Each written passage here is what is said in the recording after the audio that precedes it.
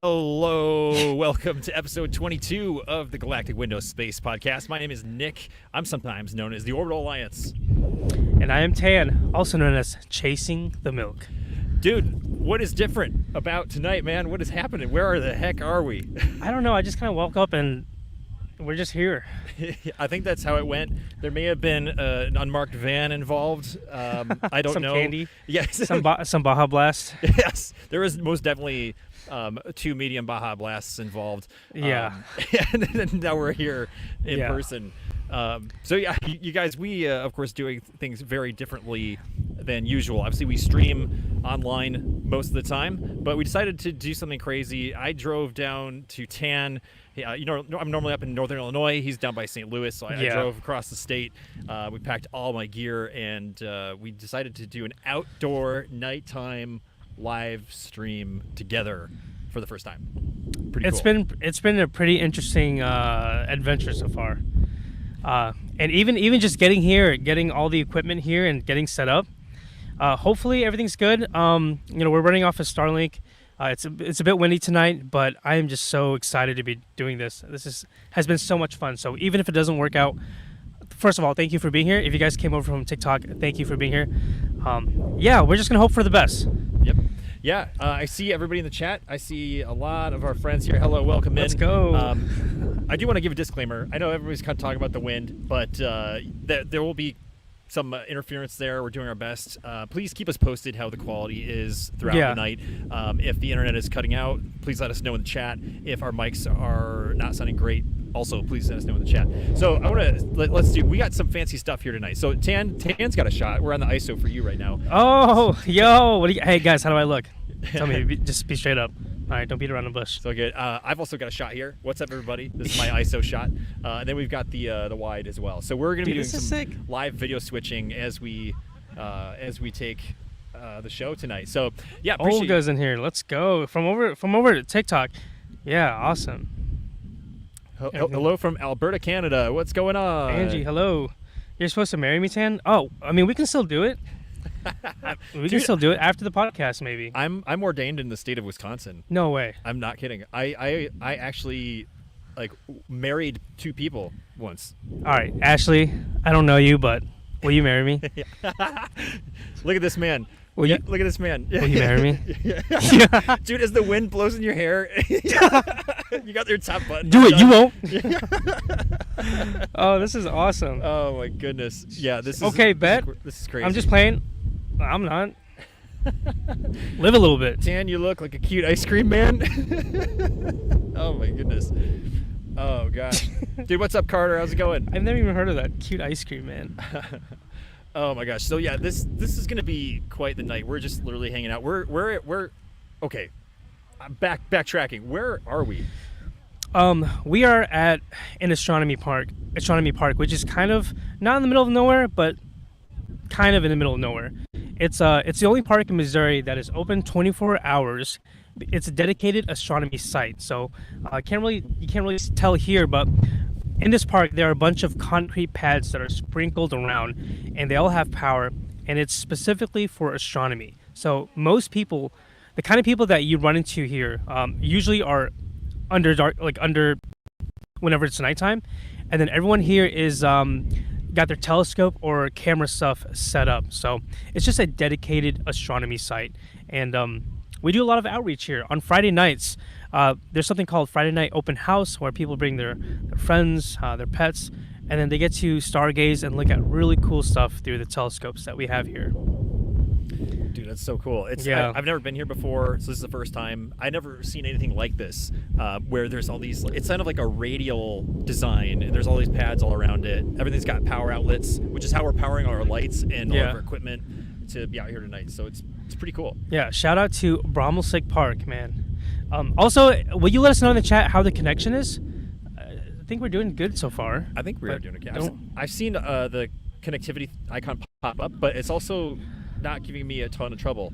I see 17 people in here. Oh, no way. That's huge. Yo, I'm so excited for tonight's episode, because this is something that we've never done, and we always want to give you guys the best I don't know, as much as we can, value in terms of what we talk about, and then just even production value. So if you guys are watching this, just know that we hauled all of our equipment out in the field just so we can stream this for you guys. We wanted to do this under the stars, but you know, in the world of astronomy, the forecast doesn't always cooperate. But if you're digging this, please consider give us some love, showing some support just by hitting the subscribe button.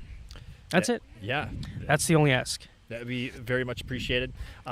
Just wanted to kind of call out something cool tonight. So we are streaming by the grace of SpaceX Starlink. So we're satellite powered tonight entirely. So you guys can see in the wide shot back here, see that white thing?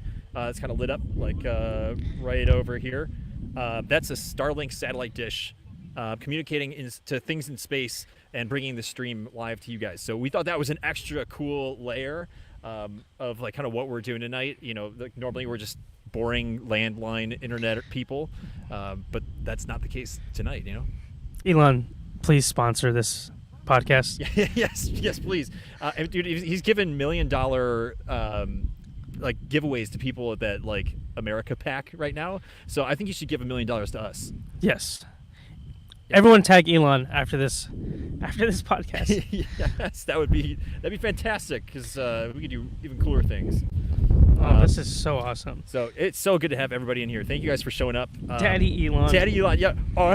I had to see that there. Oh my gosh, there's the wind. Yeah. Sorry, guys. It keeps changing direction. We actually, right before the show started, probably about 30 minutes before, the wind got really gusty, and it blew over the huge light we have over here, and it actually broke some of the pieces on it, which was a huge bummer. But we had to like rush to swap out the light back here behind me, and then put it up on the stand, bring that one down here. We were like, everything got bumped. It was really annoying, but we got there. Yep, we're doing it. I want to give a big shout out to you. If you guys couldn't tell yet, all the camera angles that are switching, that's not automatic. That is literally Nick with his keyboard on his lap, and he has some buttons. So whenever I talk, he's got to push a button. Whenever he talks, he's got to push a button. And whenever he wants both of us to be visible, he's got to push a button. Right. So my dude's pushing buttons tonight. I'm doing multiple things. I'm hosting with you. I am managing the stream on my laptop, and then I'm of course using the A10 Mini Pro switcher here on my lap to video switch. So I'm doing 3 jobs. I'm literally just sitting here like playing Candy Crush during this podcast. So huge shout out to you, man. Thanks, dude. I appreciate it. I appreciate the love. Nick Awesome. pushes my buttons. Ooh. Wrap the mic with tan shirt. You don't need it. Ah. We'll save that for another episode. Dude, that was so peaky. Tim. I loved it. You redlined hard on the audio there for that one. Oh, did I? Oh, yeah, it was great. I loved it. Hell yeah. It was so loud in the best way. Cool, man. Guys, thank you so much for being here. We got 17 people in the chat, which is cool. Yeah, which is cool, man. It is. I mean, to think that we drew an audience, I had to like drive for 6 hours to get a larger audience. That's just what happens, right? So that's the formula. You got to drive from Chicago to St. Louis so we can get a few more people in the chat. Yeah. Worth it. It was worth it. It was worth every minute. I gotta tell you.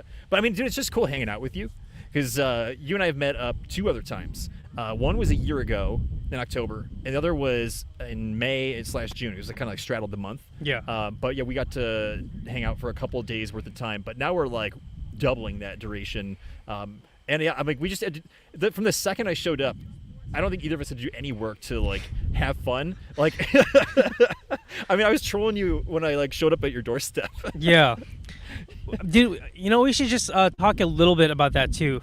For those guys that don't know, I mean, this podcast is originally this is Nick's podcast, and he graciously offered. He asked if I wanted to be on, as a co-host, as a permanent co-host, and of course I said yes. But prior to that, Nick and I, we don't know each other. He lives out in Chicago, and I'm out here in St. Louis, and we actually met through TikTok by the powers of the internet. Yep. And I know the internet can be a scary place, and there could be a lot of not so cool things that happen on the internet. But at the same time, a awesome, really cool friendship happened, and I don't know, man. I just felt like we had really cool chemistry, and it's kind of weird that we're in a good way that we're doing this. We're sitting here right now, because we've only met a handful of times before this. Right. It's almost like we're rushing into like a really serious relationship, but it turns out to be a good thing. Yeah. Yeah. So that's it, man. We met on the internet. We met on TikTok. Fast forward to now, we're doing podcasts together. We're on episode 22. So 22. And we're out in the middle of the field with all our gear, and there's a bunch of people partying like over here. Yeah, like 20 feet. Yeah, way. yeah. Yep. Hopefully they're in the stream too. Yeah. Shout out to our friends we met like half an hour before we started the stream. Yeah. So. Yeah. Good to see you guys. Good times, man. Good times. Yeah, I love it, dude. This is like I'm like still trying to wrap my head around kind of where we are and what we're doing. Like, because normally I've got one camera and it's right above my laptop, so you guys never see like this. The full body shot. Right, and, like me managing the stream. Or Tan managing the stream on his end. We're all kind of exposed here. This is kind of strange, but also like I have to like be conscious of like which camera I'm looking at, and Tan. And I'm like trying to think. I got like 6 extra layers in my brain of like how to do all this, and I'm loving every minute of it. It's kind of fun. Yeah, this is super exciting. And if you guys see me on your phone, I'm just simply reading the chat here. I don't have a laptop, so I promise, Nick, I'm paying attention to you. I'm listening. I'm just also reading the comments here, and I see Christian girls in here. I just want to give a quick shout out. Anthony Thompson, always here. Kayla, appreciate you. Blue Eyed, Tim, everyone in here. All of you guys. So, thank you.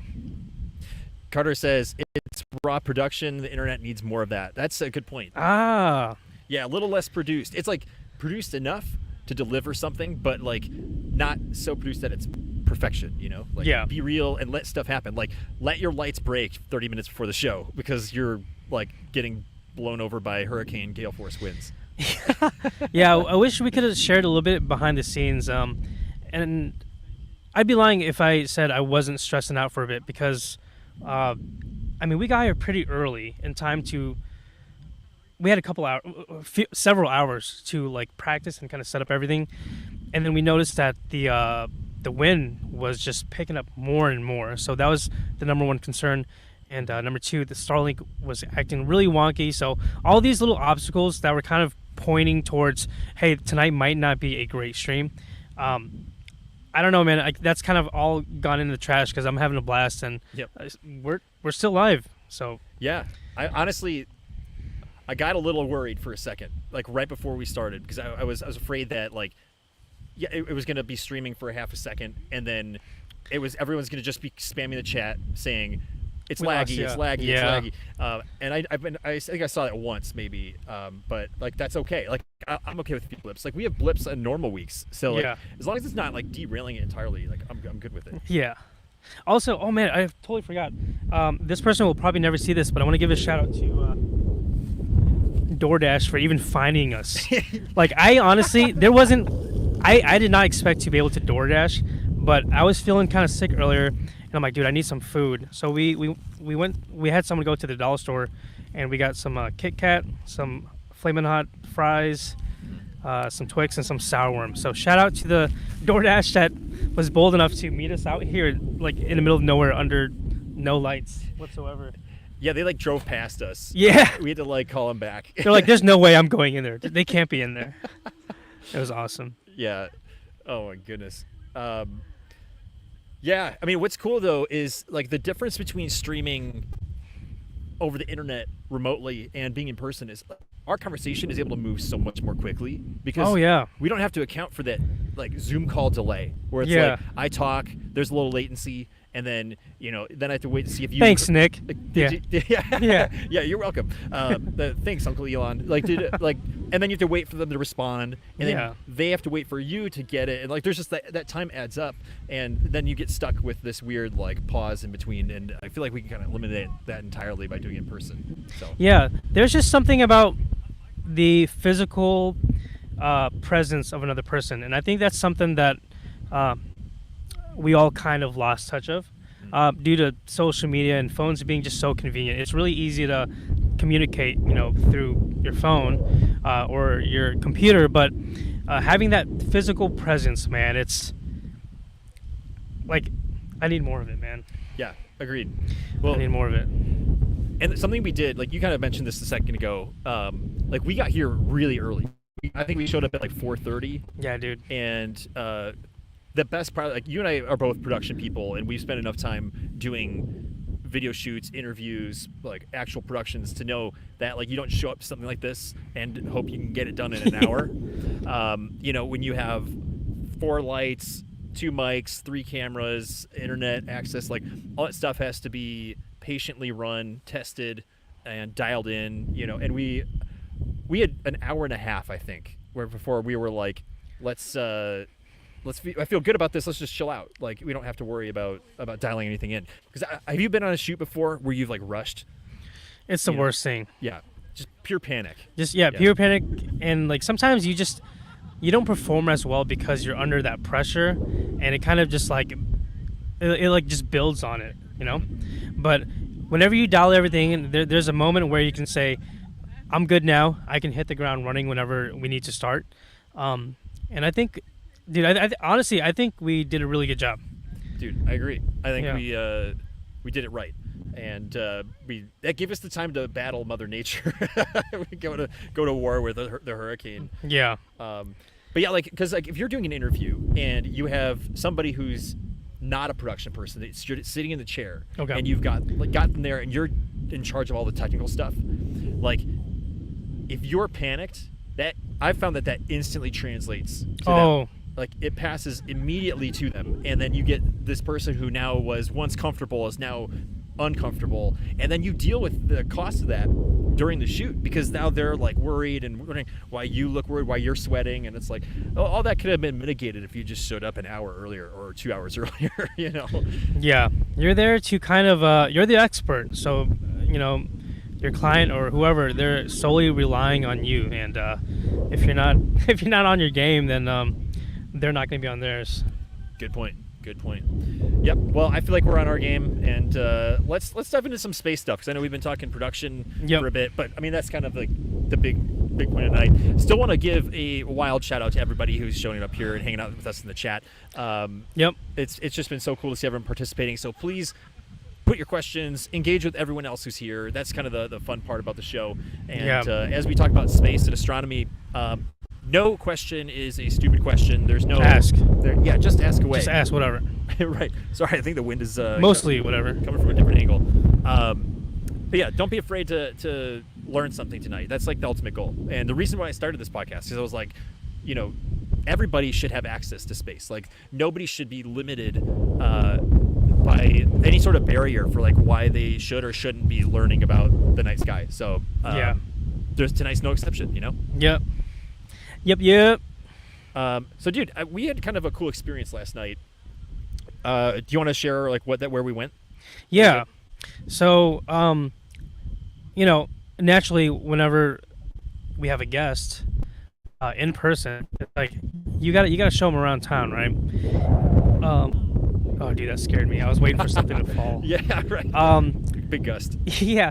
So we did dinner. We had some nice food, some Mongolian grill, and then we visited a place that I frequent a lot. It's a dark site place, and for those of you guys that don't know, us astronomers, whenever we want to go out to image something, we want to take photos of something, or we just want to like have some nice stargazing, you have to escape the city lights. Now, I don't live directly in the heart of St. Louis.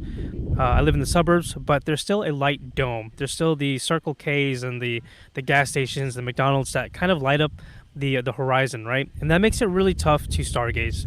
So what we do is we venture out away from the city. And for me, there's a really cool conservation area, just a little around an hour away from home. And it's enough for most of us to enjoy some dark skies without having to drive like in the middle of nowhere 2 or 3 hours. So, we showed, I showed Nick this spot, and already there we had some friends there that were kind of just doing their thing. And Yeah, it was fun. They had their telescope set up. One of my friends just got a new toy and he was playing with night vision, and we're gonna talk a little bit about that too, because night vision is a whole other thing, but can really enhance your astronomy viewing experience. Yeah, it's like for those of you who are Call of Duty players, like if you have MVGs or Splinter Cell, yeah, it's kind of like that. Oh my gosh, I feel like this is going like straight into the mic. But yeah, like night vision is something that I never really dabbled with until I saw like your streams on TikTok and got to experience that. But like last night, it was cool to sort of show up in pitch black and get out and meet new people who are doing astronomy. But I didn't see anybody's face the whole night. Oh, that's right. Yeah, I didn't see anybody. I saw figures, and I met 5 or 6 people, and I have no idea what they look like. But I had a great time with them. I forget that's the thing because I'm just so used to it. But that's right. A lot of times, this is a completely common thing: is to meet people in the dark. Like you hear people's voices, and you kind of see their shadows. But like I've met the same people twice. Once at night and once during the day because I didn't know they were the same people. I was like, oh, hey, nice to meet you. And they're like, wait, I think we've met before. Yeah. Like, what's your name? Tan? Oh, yeah. I didn't know it was you, but I can recognize your voice. So that's right. You got to meet all my friends, but you don't know what any of them look like. No, yeah, I have no idea. But yeah, the voice ID is like in my memory. I can remember voices and heights. Yeah. It was a fun night, man. It was cool. Mm-hmm. It was super clear. And the night we wish we had tonight. Yeah. Although it was cold. It was cold. Tonight was almost perfect. The temperature's perfect. It's just the wind and the clouds. I mean, as you can tell by Tan's apparel, he's quite comfortable. Yeah. I was thinking about wearing my swimming trunks, but figured I didn't want to show too much skin. No, we don't. Not on this episode, at least. No. But yeah, dude, we got to use your friend. Who's your friend who had the NVGs? Anthony, that's right. Yeah, he had this like a tube. It's like it's almost like a monocular. A monocular, yeah, right. Yeah. And like you have one. Do you want to pick it up and show people real quick? Yep. So this kind of looks like this. Yeah. Shout out to these guys. This is called the Aurora Pro.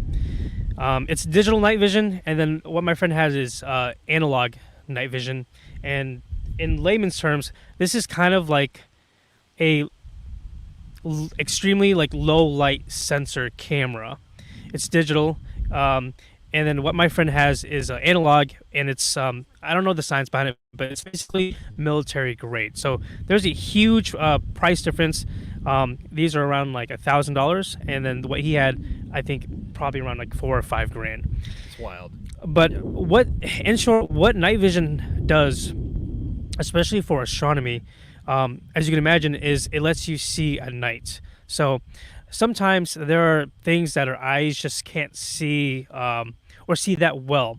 And what these cameras do, it basically just it brings out more detail and it accentuates things that are out in space. So right now, let's just pretend that there are stars out.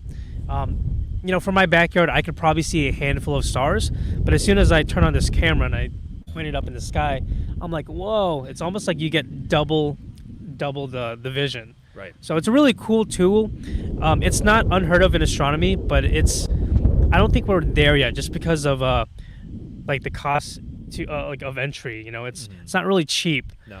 But it's fun. And what was cool was we were kind of passing Anthony's monocular around, and it's a pretty wide field, so you see a ton of stars, like almost like it's like a slice of your own normal field of vision, it seems like. And you can look around, and he had a special filter on it. What filter was it? Infrared? He had a hydrogen alpha filter. HA, yeah. Mm-hmm. So yeah, he had the hydrogen alpha filter, so you could see nebula like with your eye without like processing an image from a telescope, which was like, super cool. And we were just passing this around. We're all looking. We're like, oh, do you see the California nebula up there? That's cool. And the Bubble Nebula. It was wild, like, because you could see these little like fuzzy shapes by all the stars and the constellations that you normally would see otherwise, and like you didn't have to post-process. It was all in real time, which was super wild. I've never seen anything like it. Yeah, it's definitely a trip, and it's hard to kind of like portray that exact experience, especially whenever you're looking at it real time. For those of you guys that don't know, whenever you see those really colorful photos on the internet, it's not as easy as you hit a shutter button, your camera takes a photo, and then you get this bright, beautiful like color image. It takes a lot of processing. So you're not really, it's not made up, it's not CGI. You're simply just pulling out, you're stretching data that is already there, but you're just basically stacking a bunch of photos into one final one to get like a better image. Whereas with the night vision, especially with the filter, you are looking at it real time, and that's what I think that's what's just remarkable about it. You can look in the sky and like you can move the night vision away, and all you see is just like a dark sky and stars. And as soon as you look through this filter, this bright like gassy region just pops out there, and it's almost like you have to do a double take just to make sure you're not tripping. Yeah, it's absolutely incredible. And if you guys ever get a chance, find someone who has it, or if you are just loaded with money, get one, because it is. Tan, you're loaded with money. I'm getting one. Yeah. I would love one, but yeah, it's absolutely incredible, and I would say it's probably the pinnacle of observing, at least in my opinion, because there isn't anything that's better than that, I don't think, as far as observing. Yeah, well, and it, like you said, it's sort of like if you put it away and like go off to the side, you don't realize how much stuff is in the nothing of space, in the pitch black of it. Like there is a lot of things in between us and all the stars we see. Yeah. And this gives you that filter. It's like I don't know anyone out there who played Legend of Zelda: Ocarina of Time. Did you play that, Tan? Was that the N64 one? Yeah, it's like a good one. It's been a minute. Yeah. The lens of truth was like the thing you could like see inside chests with, like treasure chests. And I don't remember. But like it put like this little circle over the screen, and you could see secrets, like hidden doors and things. Like it's kind of what it feels like. He's like got the lens of truth on. So Zelda nerds out there, you know what I'm talking about. So one thing that Anthony did was he stuck this on an adapter and put it on like a Barlow and put it on a telescope. And we got to use this huge 12-inch telescope to look through with. So we got extra light collection. Like, remember, your eyes are like super tiny, but a telescope mirror is like massive. It's huge. So collect that much more light, and then you focus it through this night vision. The night vision, yeah. And it's ridiculous. So I took a picture very hastily with my phone. So I'm going to show you guys what it looked like. So I'm going to put this on the screen here. I want to see the picture too. Yeah, this is the Great Orion Nebula. But oh man, everything kind of has a greenish hue. But that's kind of what we were seeing, just so you guys real have an time. idea. Yeah, of what we were looking real at. Time. Like you can move around, see the stars around it, and then you go to that spot and you see that just huge gas cloud. Right, and of course the camera on my phone will not do it justice. Like it's gonna adjust itself. Like I was seeing way more with my eye looking through it than this shot had, which was pretty cool. So hopefully you guys kind of get a better sense of what that we were looking at just by seeing it. But the luminosity of the Orion Nebula was the most insane thing. You could see that brightness. It's like if you had a blanket and a light bulb in it, you could see the light hitting that blanket behind it. And the rest of them were kind of like similar to it, but faint. Way more faint. Yeah. Yeah. So, I mean, you do what you can, but it's still remarkable either way. Yeah. Again, if you guys ever get a chance, you just gotta see it.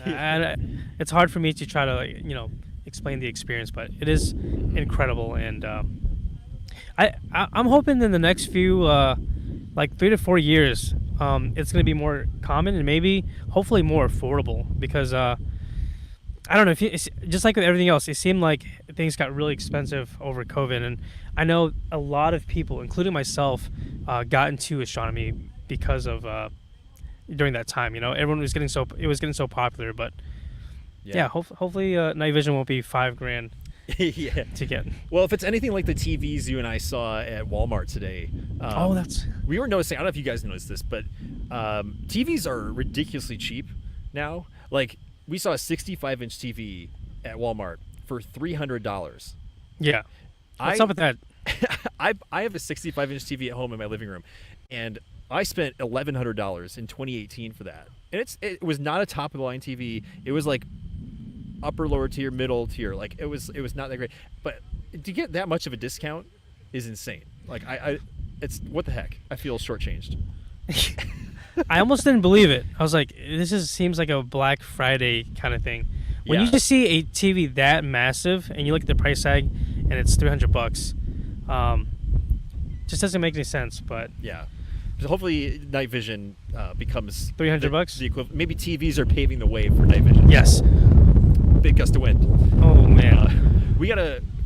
Every time we get a gust, I like panic and look around. Same. Are the lights gonna fall over again? You know. It might be good, man. We got most of our equipment tied down, or at least I wish I could show them this.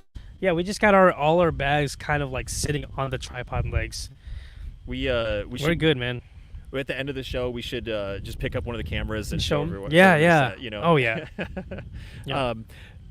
Just wanted to say a quick hello to everybody who's tuning in on the live stream. Obviously, if you guys have been returning viewers, you know that this is not how we normally do things. We are live and in person in rural Missouri tonight. Tana and I met up in real life to do our stream together, and we're having a great time discussing space things like night vision and how to do night vision astronomy.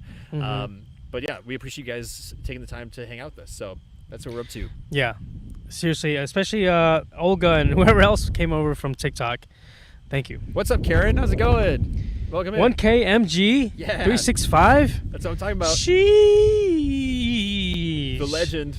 You guys are doing great. Awesome. We do need sandbags. I think sandbags will... Well, this is also kind of a rare thing. I don't remember the last time it was this windy. Right.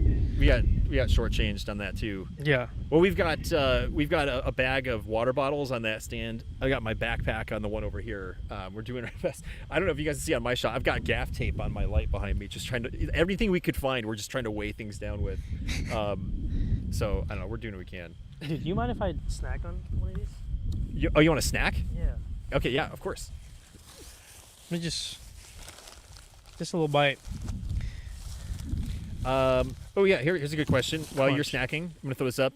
Appreciate questions in the chat. Ashley asks, do y'all have starter telescope recommendations? I do. I recommend getting a like a Dobbs. Do you want one? It's a crunch. Oh yeah, I do. Yes, thank you. I don't remember last time I had a crunch. Ooh. So shout out to the DoorDash. DoorDasher. The last time you had a crunch was in minus 30 seconds. I recommend Dobsonian telescopes. They are very user friendly, and like you don't have to be a scientist to know how to use them. And I feel like the price point for them are pretty affordable. A 6-inch Dobsonian's great. If that's not feasible, then you can get like a tabletop Dobsonian. And also just want to add one more thing. Binoculars, I always forget this, but binoculars are a really great entry into astronomy, and they're extremely affordable. You can enjoy so much like visual observations with just like a $30 or $40 pair of binoculars. How about you, Nick? You got any recommendations? Yeah, I mean, I think what I typically say to people, and sorry if I'm like chewing a crunch bar on the stream. Do it. ASMR. Yeah, oh no. This is a totally different type of podcast. And I got the monitors on my ears, so I can right. I can hear that real good. I'm dropping chocolate on my keyboard. No, I dropped it. No. Chocolate down. Anytime somebody asks me that question on live streams, I never have a good specific answer. But what I do say is just steer clear of those like cheap things that you find at like Target. You got those like $40 or $50 little like paper towel tube sized telescopes, because those are actually toys. They're like more toys than anything, and those are fine, for kids. And it just basically magnifies things a little bit. But I would just recommend investing at least $200 to $400, which I know that can be steep, certainly at an entry level point. But I always buffer that with every hobby that's worthwhile. You have to put a little bit of cash into, and that's still less. Like you could spend thousands on a telescope, and those are obviously way more advanced. But take your time with it. Just don't buy a toy and confuse that with a beginner scope. You can get a really great scope for $250 to $400 that made like a 4-inch mirror, like a tabletop Dobsonian. Is that what you're saying? Yep. Yeah. Exactly. Yeah, those are pretty great. Yep. They're basically just huge tubes with mirrors on the end, or on both sides of it. They're pretty awesome. Dude, I feel like, you remember the video Chocolate Rain? I don't. Tay Day from like 2007 or 2008. Mm. There was a song. It was like one of the first viral videos on the internet. Chocolate Rain? On YouTube. Yeah. It's like this guy singing in a microphone, and he is singing this song called Chocolate Rain. But like it became a meme because he did this thing where he had the lyrics on the bottom of the screen, and every time he took a breath, he would like step away from the mic, and it would say like, I step away from the mic to make sure so I can breathe in. So he didn't like, he would sing a lyric and he didn't go, oh, you know, that's awesome. He would like breathe in over here. So I feel like I need to be like Tay We gotta do that. Yeah, right. I need to be like Tay Day and like chew my Crunch Bar over here, and so I'm not like ASMRing and slurping away. Dude, Daniel Zaliro's in the house. What's up, man? I can't get over how good this looks, man. I'm just watching us. You're I'm watching our own stream. You're one of the 18. Yeah. How are y'all doing tonight? What's happening on your ends? Sound off in the chat. What's happening all over the world? Yeah. Fill us in. What up, Dan? Oh. Yeah. Oh yeah. We got the cut your ISO shot.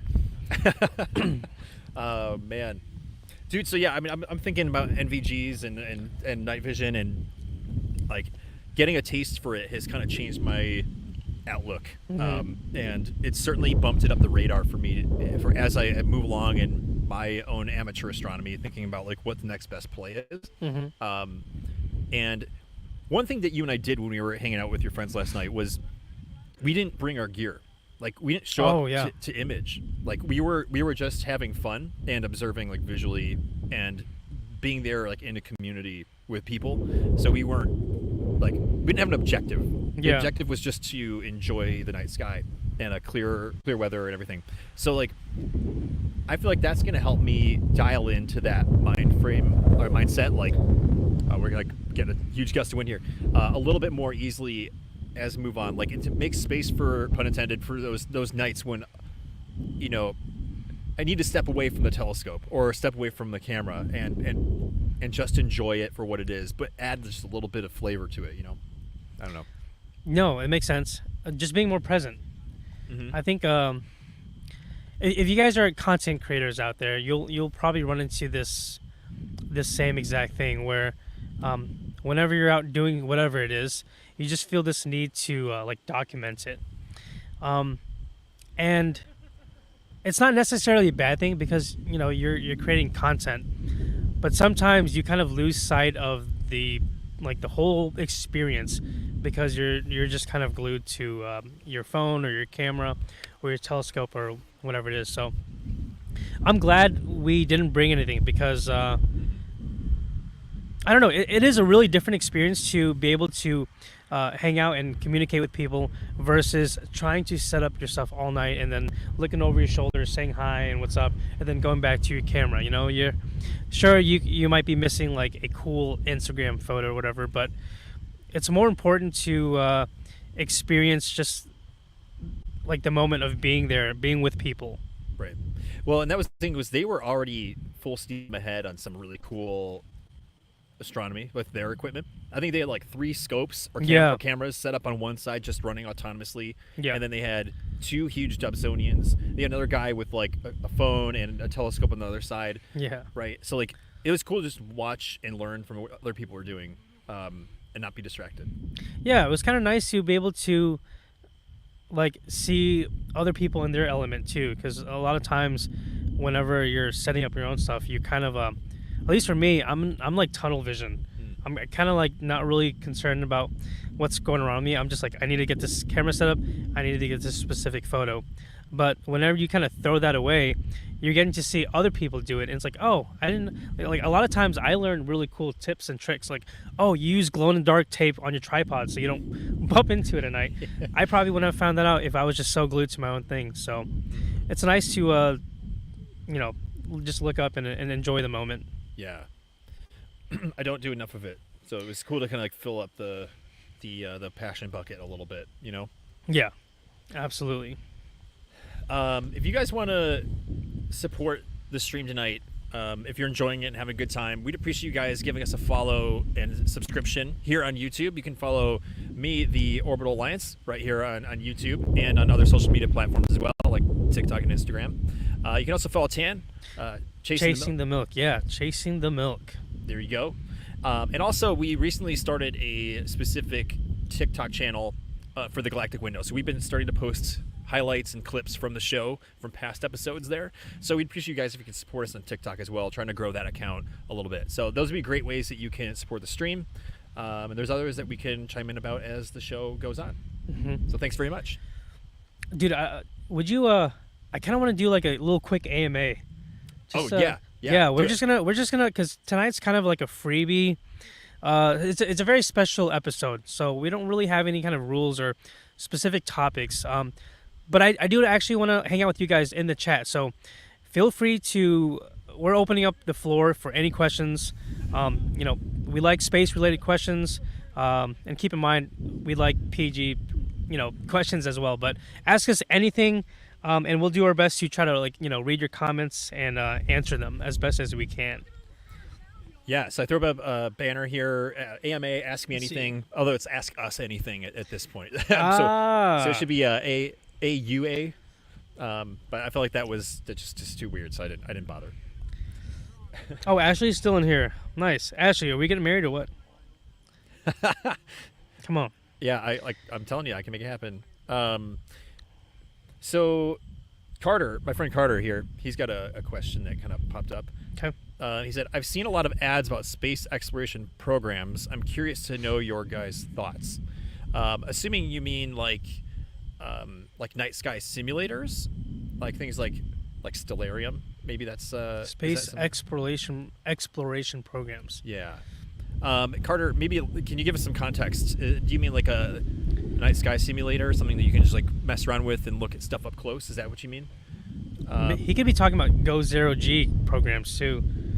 I guess that's kind of right, like so not like computer programs, but like actual organizational. Yeah, that maybe getting your hands, getting your toes wet, maybe. Like an education program for prepping for Mars explorations, I think. Okay. Dude, I'm getting married. Oh, nice. Hey, congratulations. Thanks, guys. We'll send out the invites and we'll give you the what do you call it? The registry list. Yeah. Well, we'll just we'll make a couple TikToks. That'll be your invites. I'm getting married, guys. Send us your money. Yeah. So yeah, Carter gave some context here. So he's like an education program for prepping for Mars explorations. Okay, thanks for the context. That helps a lot. Yes, so there are a couple people, or by people I mean organizations, kind of putting together training academies, and I'm really excited about one of them because as soon as it opens up, I'm totally applying. But Sierra Space, they're creating the Dream Chaser space plane, which is going to be a cargo craft that's going to take stuff to the space station, and they've like advertised that they're putting together basically a space academy for like what? I've never heard of this. This awesome. Is the first time I'm hearing about this. Well, yeah, and it won't be the last because I'm going to just keep flapping about it. No, please. It's too cool. So yeah, I think there's that. Obviously they haven't really defined it. It's not quite totally understood yet, and they haven't made it like fully public. But stuff like that, there's companies that are doing these, like, they've got dreams for programs to make it more accessible for everyday people to kind of like it's like Starfleet Academy from Star Trek, Dude, that's awesome. Which is cool. So yeah, that's one I've got in my hopper for you. I know there's others. I know Elon was talking about it for SpaceX. I mean, how could SpaceX not make like an academy for space explorers? Like it just makes sense. But, sign me up. Well, and Axiom Space has been training commercial astronauts on their own dime, like those people that like hired. And I would have to assume that over time, Axiom will branch out and start incorporating that to a wider audience. So like perhaps a Mars expedition would be in order in not too distant future. So I think those would be the things that I know about, at least, That's so cool. Yep. This might be a silly question, but do you think would there be a position for like a chef, like a culinary astronaut, Like, bro Of is course. just like salt baying in space, and his job is to obviously feed the astronauts. But The salt would just float away. It wouldn't even oh, that's drop on right. his elbow. That'd be cool, dude. Yeah. That would be the position I would want. I want to be in charge of the food in space. Yeah, well, 100%. Well, you need like everything under the sun, pun intended. God, I'm just dropping those. Ah, Like you need everything because you need like trash disposal and that's right. you need entertainment. You need like artists and engineers, technicians, plumbers. Yeah, I mean like probably like therapists, like to counsel you through like being away from all of humanity like for durations of time. Yeah. Like there's so much stuff that I think you need, and I mean every single human being needs to eat. So I think, dude, you're hired. Let's get you in Nice. space. Let's put a like a chef's hat on you. Yeah, I gotta work on my resume. Yeah. Just got married. Can cook. Newly married. Newly, need, need job. Yeah. That's dang. That's so crazy to think about, man. It's like I guess most of whatever we would need down here just applies up there. Maybe just a little bit differently. Right. You know? Yeah. Yeah. Like there's gonna be some like augmentations that need to be made to the roles. A space police, space force, isn't that? Dude. Is that kind of in the same ballpark or no? I don't know much about Space Force. Yeah, I admittedly don't know enough about it. I know it was basically a migration of a certain division of the Air Force. Mm-hmm. It was like space operations that they just took and expanded into an entire military branch. That's wild. So for now, it's they facilitate any launch that happens basically from the United States. By that I mean they kind of like are like monitoring it. They kind of make sure everything goes well. Yeah. They partner with any launch provider. So cool. And they have, of course, like manage all the governmental satellites that are in space for the U.S. And that includes like spy networks and things like that. Did you just get hit by something? That's the Crunch Wrapper. Oh, the Crunch Wrapper Supreme. You're on fire tonight, bro. Dude, I know, right? Share some of that. It's the vibes from the outside. But yeah, the Space Force might have something at some point, but maybe not quite yet. Oh, we got a good question from let's see, from Blue Eyed Devil. Gloria's in here. Blood asks, where do you see this podcast in 1 year? That's an excellent question. Yeah. Excellent. Yeah, I'm actually curious too. What do you think, man? 1 year from now. 1 year. So we're talking October 2025. Mark this date. Highlight it. This is it. Okay. Yeah, it's happening. Okay. I'm gonna remember it. Sear it into our brains. Yeah. I think. Well,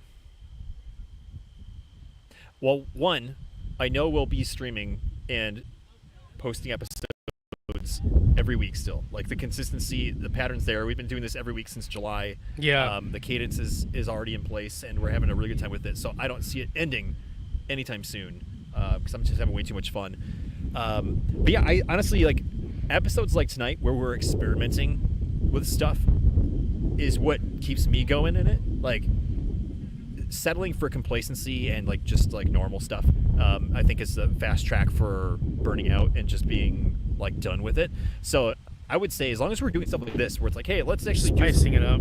Yeah, let's meet on location. Let's meet up in person. Having special guests is always like a huge thing too. So increasing perhaps the depth of guest selection. I definitely think by then we will have had quite the spread of guests. I maybe that's something I should say is that I really hope that we have a wide variety of guests. That it's we start seeing people from like crazy corners of the world, artists, chefs, things like that. Like because there's a video that Adam Savage from MythBusters, or was it? Yeah, he partnered with Chris Hadfield. And, oh, no way. And then one of the NASA chefs, I think Tracy Desjardins, or I can't remember her name. But they were like preparing food for the astronauts in space, so using what they had on Earth to like help Chris Hadfield in space like make a recipe.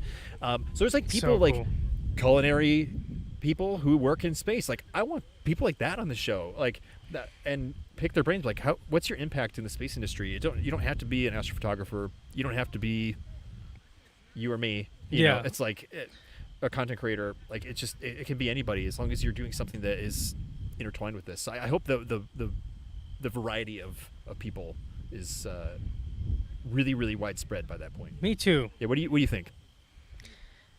I don't know. It's hard to picture what it would be like, because I feel like when we first started this, it's already moved past like what I had in my mind, in a very positive way. I kind of thought, okay, well, here's probably what it's gonna be like, and I mean, there was a time we were trying to figure out the duration and the amount of times we'd be releasing the episodes. I think originally, weren't we saying like every 2 weeks maybe, or twice a month? We were going to aim for twice a month because that's how I started it way back when. Yeah. And then we came to the agreement, we're like, no, screw that. We're doing this every freaking week. And no matter what, like whether it works or not, we're just going to do it, and then we're going to learn from it. And just by that alone, I've already just learned so much about myself, about how to do a podcast. So where I'm going with this is, I don't know, but I know if we stay on track as far as consistency, and we stick to our core values, which is just getting people excited about space, trying to teach whatever we know, meeting people along the way. If we stick to that, the outcome, whatever it is, should be incredible. I think should be remarkable. Yeah, remarkable. Yeah, we've been talking about that word quite a bit in our conversations this weekend. Hold on. Holy wind. Yeah, so I hope that answers your question. Hopefully something cool, and hopefully you guys will still be there to say, hey man, I remember asking you this question a year ago, and look where you are at now. Honestly, if I had it my way, I would love to have a permanent studio where we could do in person every week. Obviously, that's a massive expenditure and cost, but that's like dream level status. Like to eliminate the whole like streaming over it, doing this all the time, in having person, a really cool in person, and a really cool set, like a spacey set where we could have like twinkling starlights behind us and stuff. Oh like, man, I've got dreams. That would be cool. It would be really awesome as well if we could have their guests. Like we get to the point where we're big, where people would actually fly out to come see us. Or on the other hand, like maybe we go out and visit them. We bring the show to them. That would be cool. Yes, 100%. Well, I saw like even if we could do an event, like an astronomy event, where we invite viewers like you into the event, but then we do a podcast like this outside. We could have all you guys like chilling back here. Oh man! And you guys would be like waving in the background. It'll be like a little cameo for them. Those like morning shows on TV. Yeah, we're sipping coffee and guys, just remember to act really excited and scream really loud and say positive things. All right? We love you guys so much. We'll pay you guys to hold up signs that make us look cool. Yeah. We love tan. Marry me, tan. Dude, I'm gonna be married so many times by next year. By next year, you're gonna be on your 17th divorce. Yes. And, yes. So that's where we're gonna be in a year. 17. Yeah. Yeah. So we got so many people. I've been trying to keep up with the chat here. Oh my goodness. I haven't been reading at all. You guys are great. Thank you for participating tonight. This is like huge. Just want to do a quick intervention here and remind you guys that.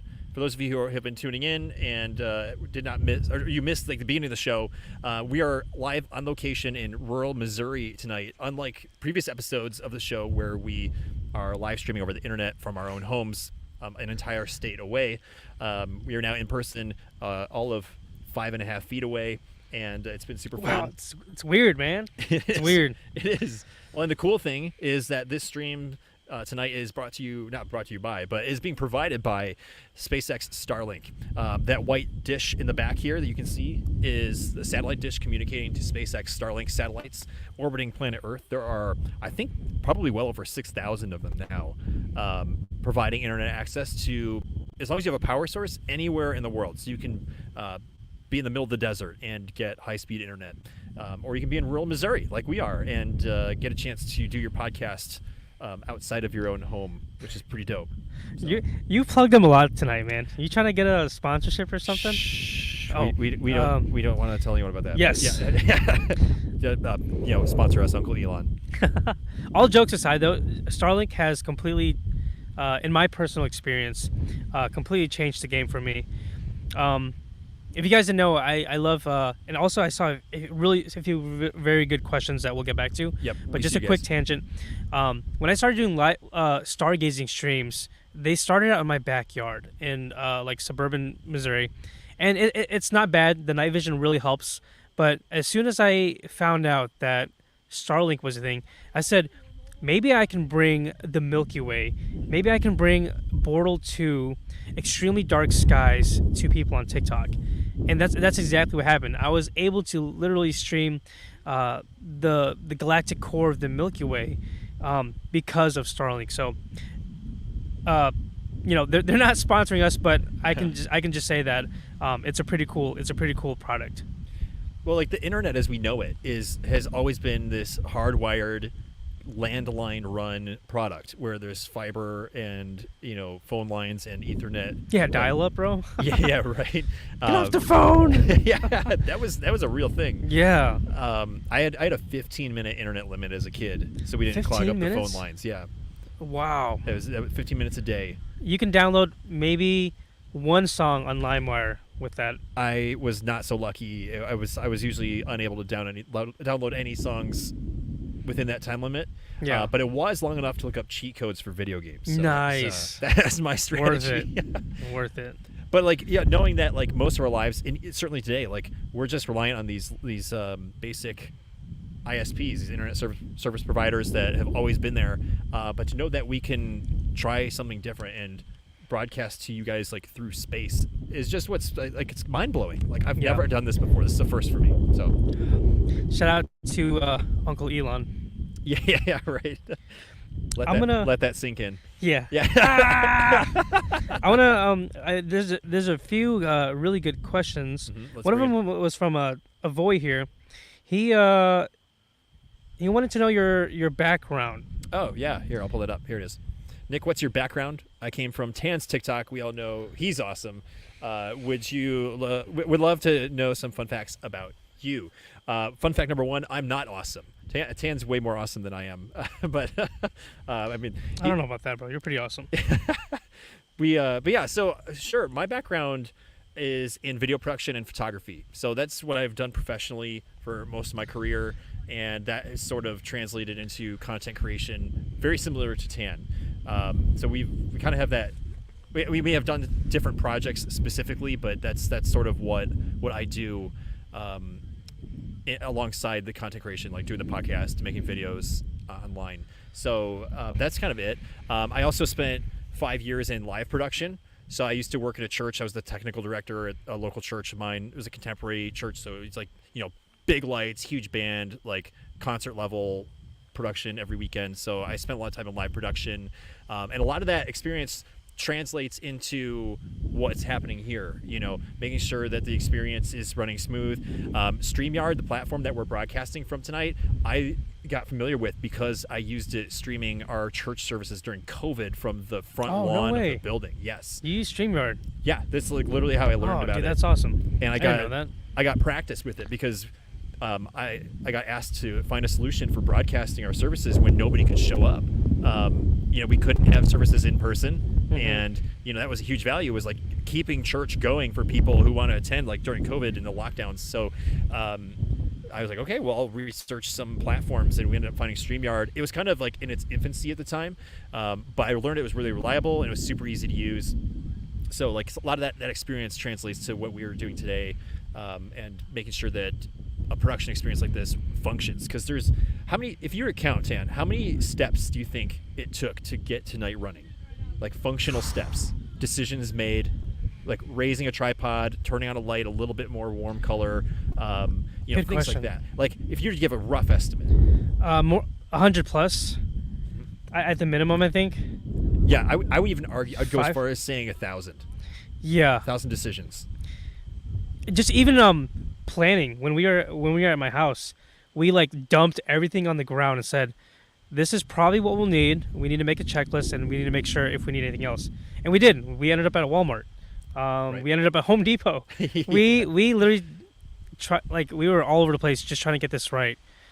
So yeah, there's a lot that goes into it. It's wild. You have to really compartmentalize your brain. We were talking in the car this weekend about the AVL, audio video lighting, as like the three kind of the triangle. The chunks of production.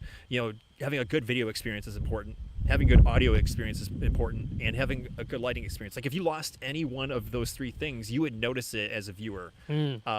So being conscious of how you can excel at all three corners and get as close to the middle as possible, so that your viewers have an unhindered experience. Because if we turn off the lights, you wouldn't be able to see us. If we shut off the cameras, you wouldn't be able to see us. If we turn off the mics, you guys would just see us. Yeah. Lips flapping here, and it would be like, why am I watching this?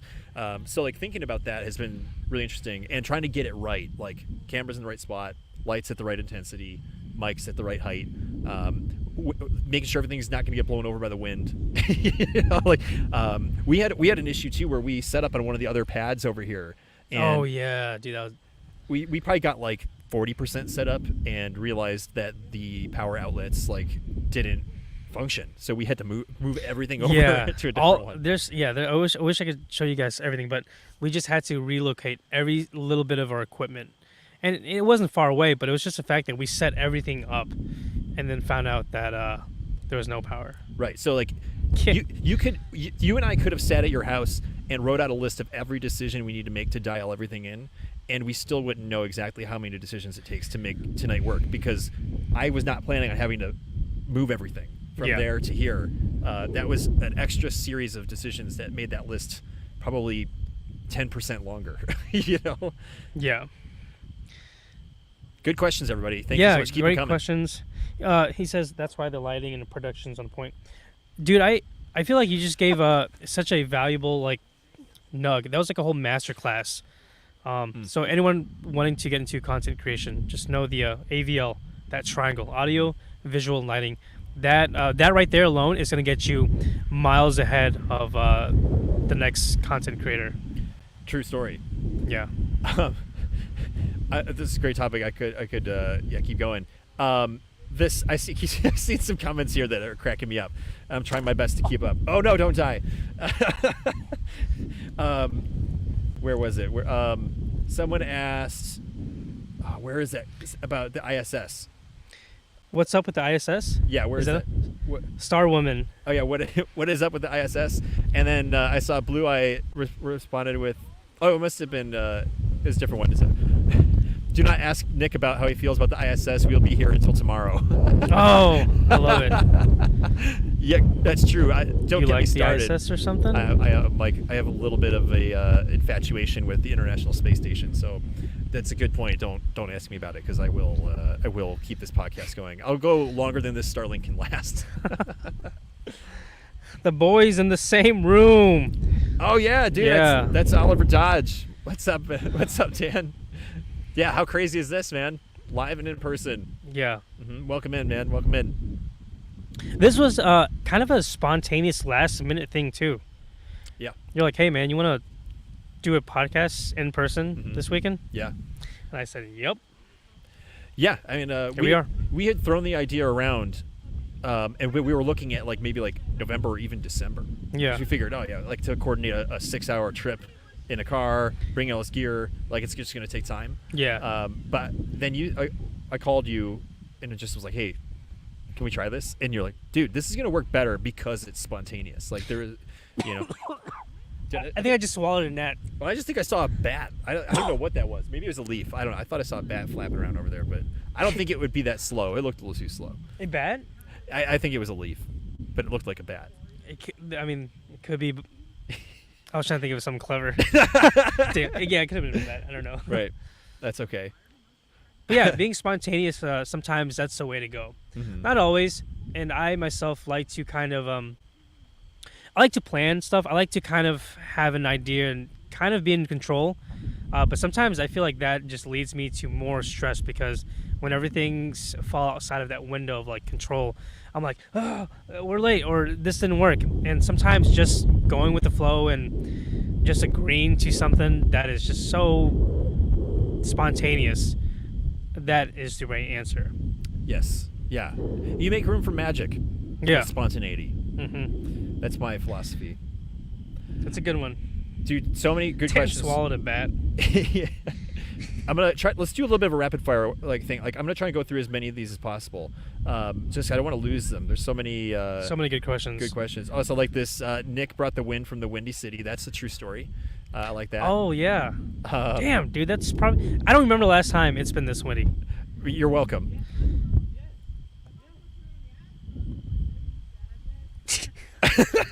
Dude, I was like switching the camera to like really awkwardly. You're pretty good at doing that. It's almost like muscle memory. It is. I did this for years in my job, so I definitely like got used to it. Yeah. Yeah. It's a lot of fun. Here, let's Thanks, Ashley. Appreciate it. Where are these questions? Hang on. Dude, those guys are still partying over there. Yeah, we do. I wonder, can you guys hear them in the background? They're literally like partying right next. Here's one from Zalero. So, who would your future dream guest be for the podcast? That's an excellent question. Why don't you start, Dan? Unrealistic, I would say Uncle Elon. Yeah, yes. Future, man, I don't know. I don't know. Come back to me.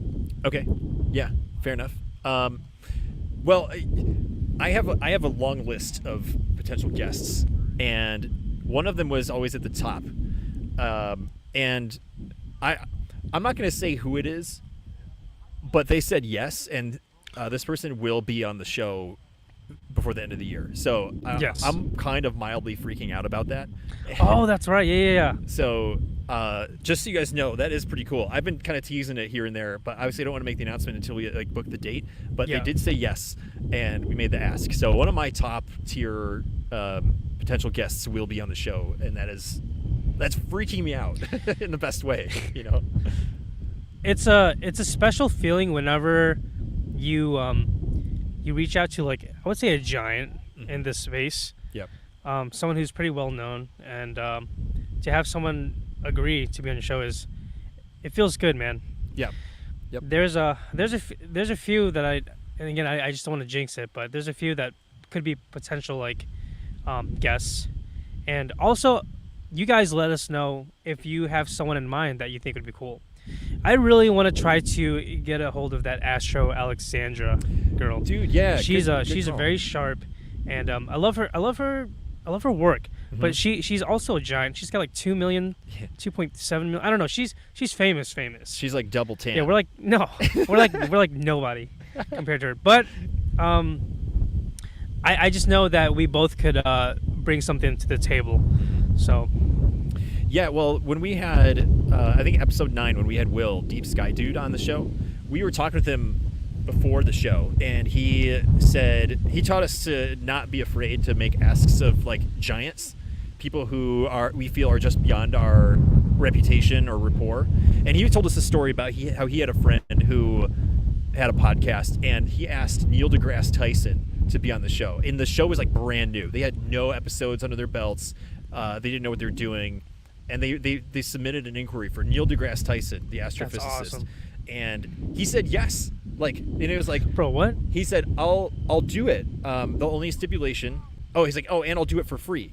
But the only stipulation is that I will do it as long as I can promote my new book. And that is such a barrier breaking level of confidence that I got after hearing that. Yeah, dude. Right? Like, because yeah, I would have freaked out too. But like, don't say anybody's no for them is kind of helpful. Like, don't just assume because they're a big wig, like they're gonna just tell you no.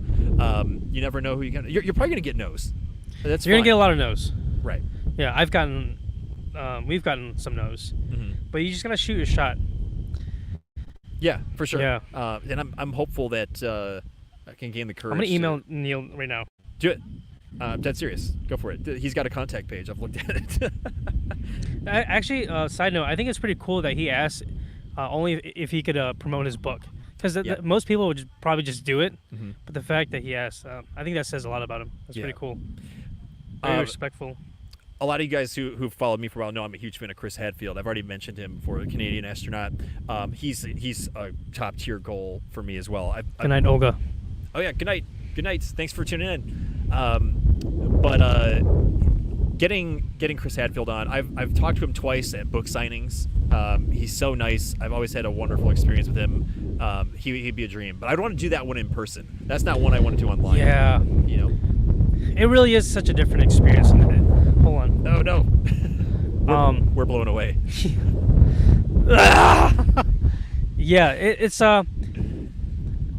this is just so much more fun. Like it's already fun, but just being in person, there's just some things that you just can't get out of being having like a laptop in front of your face and having that barrier, you know? Right. For sure. Like I just don't want anything to get in the way of having the best time possible. Because if you're afforded an hour with like someone super cool, I wouldn't want anything to go wrong. Mm-hmm. And I can make sure for the most part that like I can mitigate, you know, a lot of those problems, like being next to them, just like you know? Yeah. I like this. Daniel said, get Musk and Bezos on the same podcast. Jeff who?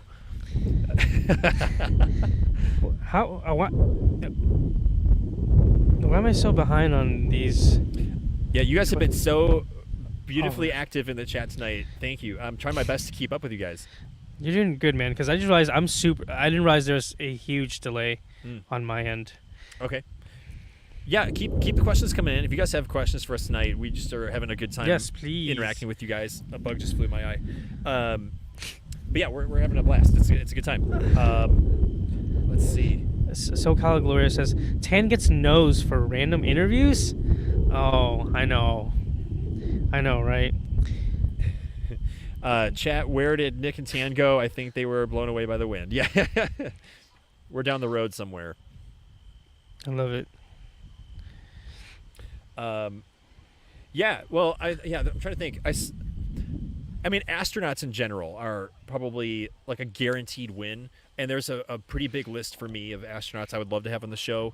Mike Massimino, Garrett Reisman, Nicole Stott. You know, gosh, I mean, I could keep going, but there's a lot of really like remarkable people who've been into space multiple times. I just want to pick their brain and get to know them better. I also want to get to the level where I feel like I'm friends with an astronaut. Oh, that's something to flex on people. Yeah, right. I kicked it. Yeah. I kicked it with an astronaut. Yeah, I get lunch with an astronaut. You know, that's what I want. Let's get there. We by next year, maybe we'll have a couple astronauts under our belt. Yes, I think it's perfectly reasonable to feel like next year that would be the case. I think so too. Going back to just shooting your shot, like we're all just humans, and I think especially with like how I don't know. I think the whole podcasting and storytelling that's never going away, and I think especially in this age of content creation being such a popular thing, you know, it's becoming more saturated. I think people are just going to be more prone to being interested to doing these things.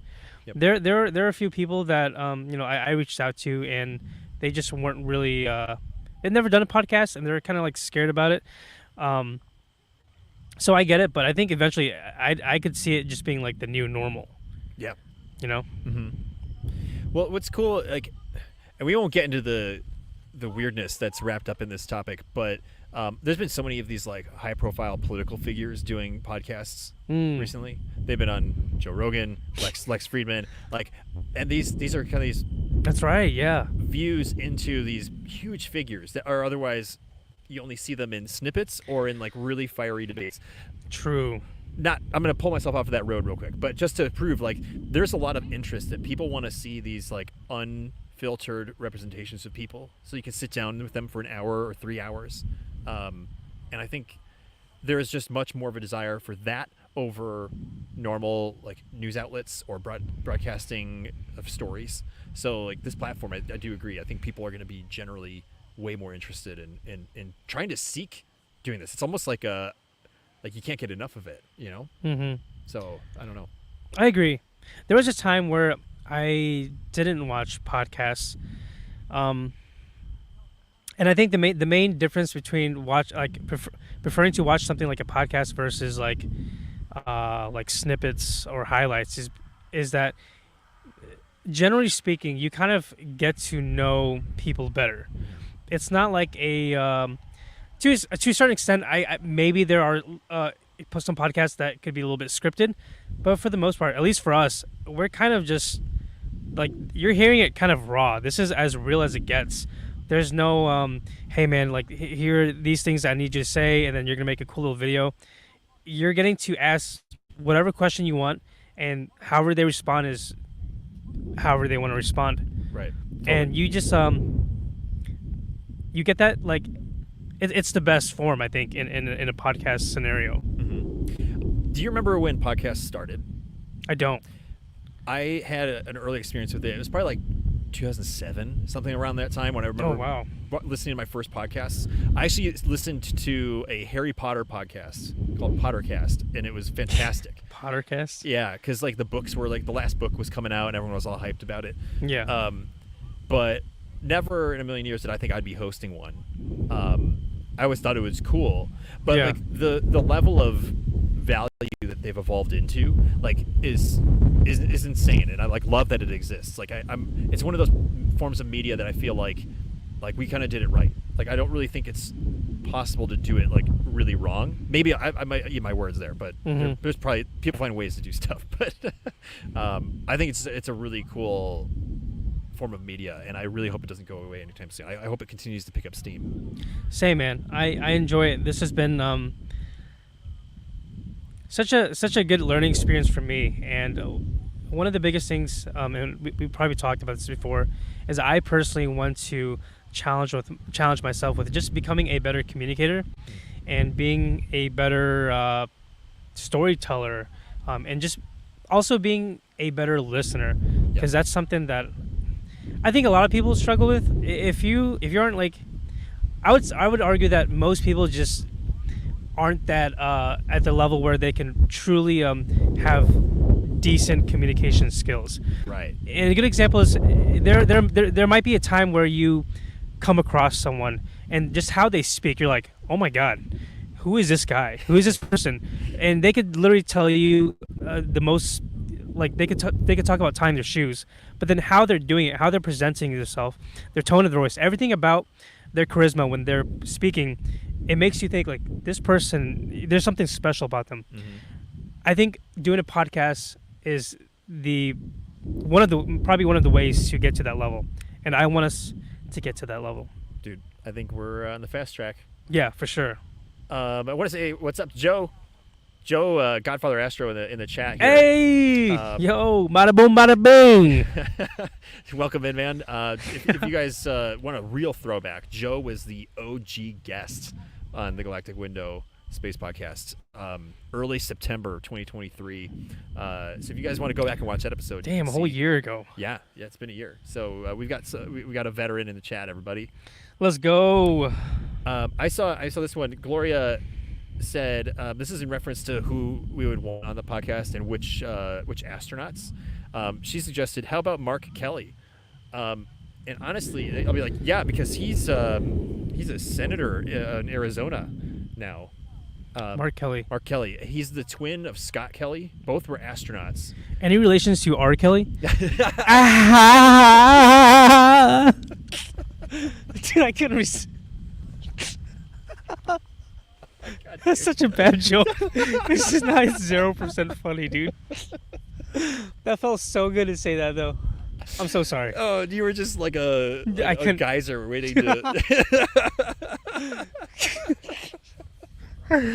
All right, I'll shut up. Oh man, that took such a hard left. That's the most proud I've been on my joke this entire year. Yes. Oh, dude, I love it. Raise the bar. Keep raising the bar. But yeah, I think Mark Kelly would be great. It'd be cool to have both Mark and Scott, because back in 2015, Scott Kelly did the Year in Space, like kind of like experiment. Okay. And they since they have the same DNA because they're twins, they sent Scott into space and kept Mark down, and they studied their bodies, had them do like similar things. What? And then after a year, they brought Scott back, and then they have been doing tests ever since, and they've watched how their DNA has actually changed. Are they real quick? Are they biological? Or like? I'm sorry, not biological. Are they identical? They're adopted twins.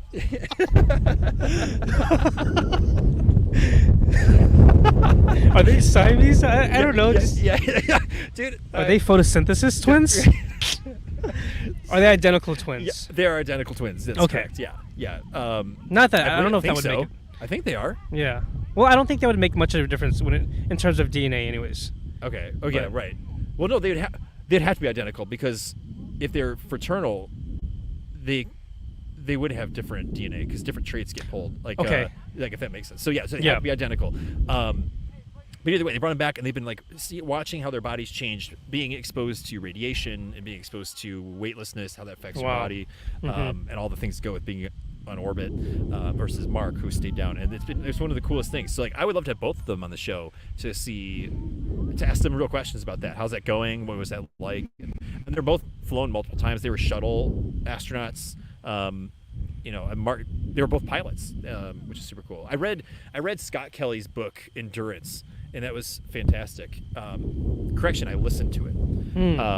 He narrated it, and he kind of like wrote it in the spirit of the book Endurance, about Shackleton's exploration of Antarctica.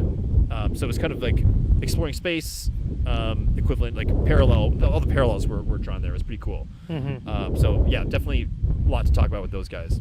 Let's get them on the show. Yes. I feel like it would be kind of crazy switching between cameras and getting confused between, Well, I think one of does Mark have a mustache? I can't remember which one has, or maybe they got rid of one of them, or they don't have mustaches anymore. I can't remember. But yeah, I think there was enough of a difference you could tell. So I don't know. But you make a good point. We probably should have. We'll do the Michael Scott where he'll put a Sharpie line on one of them. Oh yeah. That's how you find out, baby. I'm so behind on the chat. Same. Dude, thank you guys, everybody who's still here hanging out with us. If you guys want to share this stream with anybody you think might be having a boring night, this is not boring here. So we're having a little bit of fun, aren't we, guys? I'm having a blast, dude. Random question: would you say that?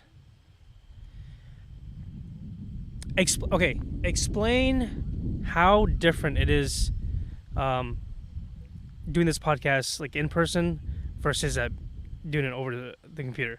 Aside from the obvious that we're in person, do you feel like I don't know, like for me, I feel like my thoughts are just. I feel like I'm doing pretty good tonight. Yeah. Mostly good. I feel like I'm mostly doing good. Sometimes, what I mean is sometimes when we're doing these over the Zoom calls, sometimes I just feel like my brain's a little mushy, or it takes me a second. But right now, I'm like, it's almost like the cameras aren't here, and we're just literally just chilling and having a conversation. Right, and it feels like we've got an audience chilling behind the cameras instead of cameras. Yeah. You make a really good point. And maybe think about the access that we all have gotten used to with like video calls, Zooms, what's it, Microsoft Teams, and, Google, and all the list of things. Like that's just, we all got so good at it, and we all got so tired of it. So I think there is a certain percentage of disengagement that naturally comes with doing video calls, even if you're totally engaged, like before the show, like I'm ready to be live, let's go, let's have this really great 2-hour-long conversation. Eventually at some point everybody starts to wane, their attention wanes to some degree. And I think that's mostly mitigated here. Like it's a lot harder to get lazy when we're that's live. True. Like if I'm just falling asleep right now, like Tan, wake up, right? Rude. That's true. So I definitely think there's quite the difference. But I like this a lot better. Pumping the likes for the algo. Yes, Tim, do it. Yeah. I can't wait till y'all go big. Us here in the chat will flex. Ashley, you're gonna be along for the ride. So if I go big, you're gonna be going big too. I would say you're definitely getting more relaxed as the show goes on because the mic is getting higher in front of your face. Oh yeah, how'd that happen? Just put it on my forehead. You're just slumping down a little bit more and more. Yeah. Oh yeah, I guess maybe I am getting pretty. I've been super comfortable. Should we bust out some snackage? Yeah. What else do we got?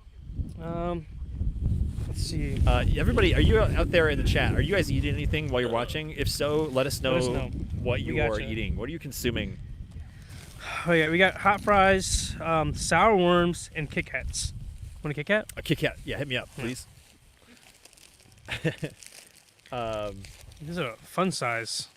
Oh yes, thank you. I think I'm gonna dig into the sour worms, bro. Yeah, dude, go for it. Sour bright crawlers.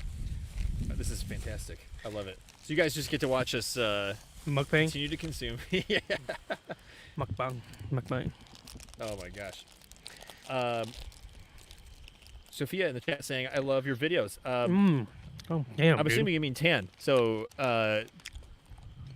someone likes your videos. Thanks.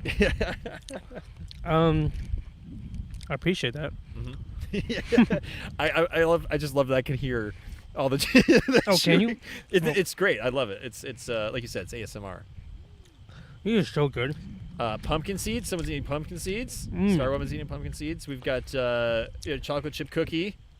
Ew, Swedish fish. How do you feel? What are your thoughts on Swedish fish?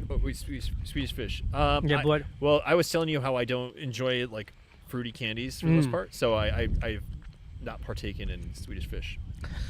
Swedish fish, like candy corn, I kind of categorize all people who like that stuff as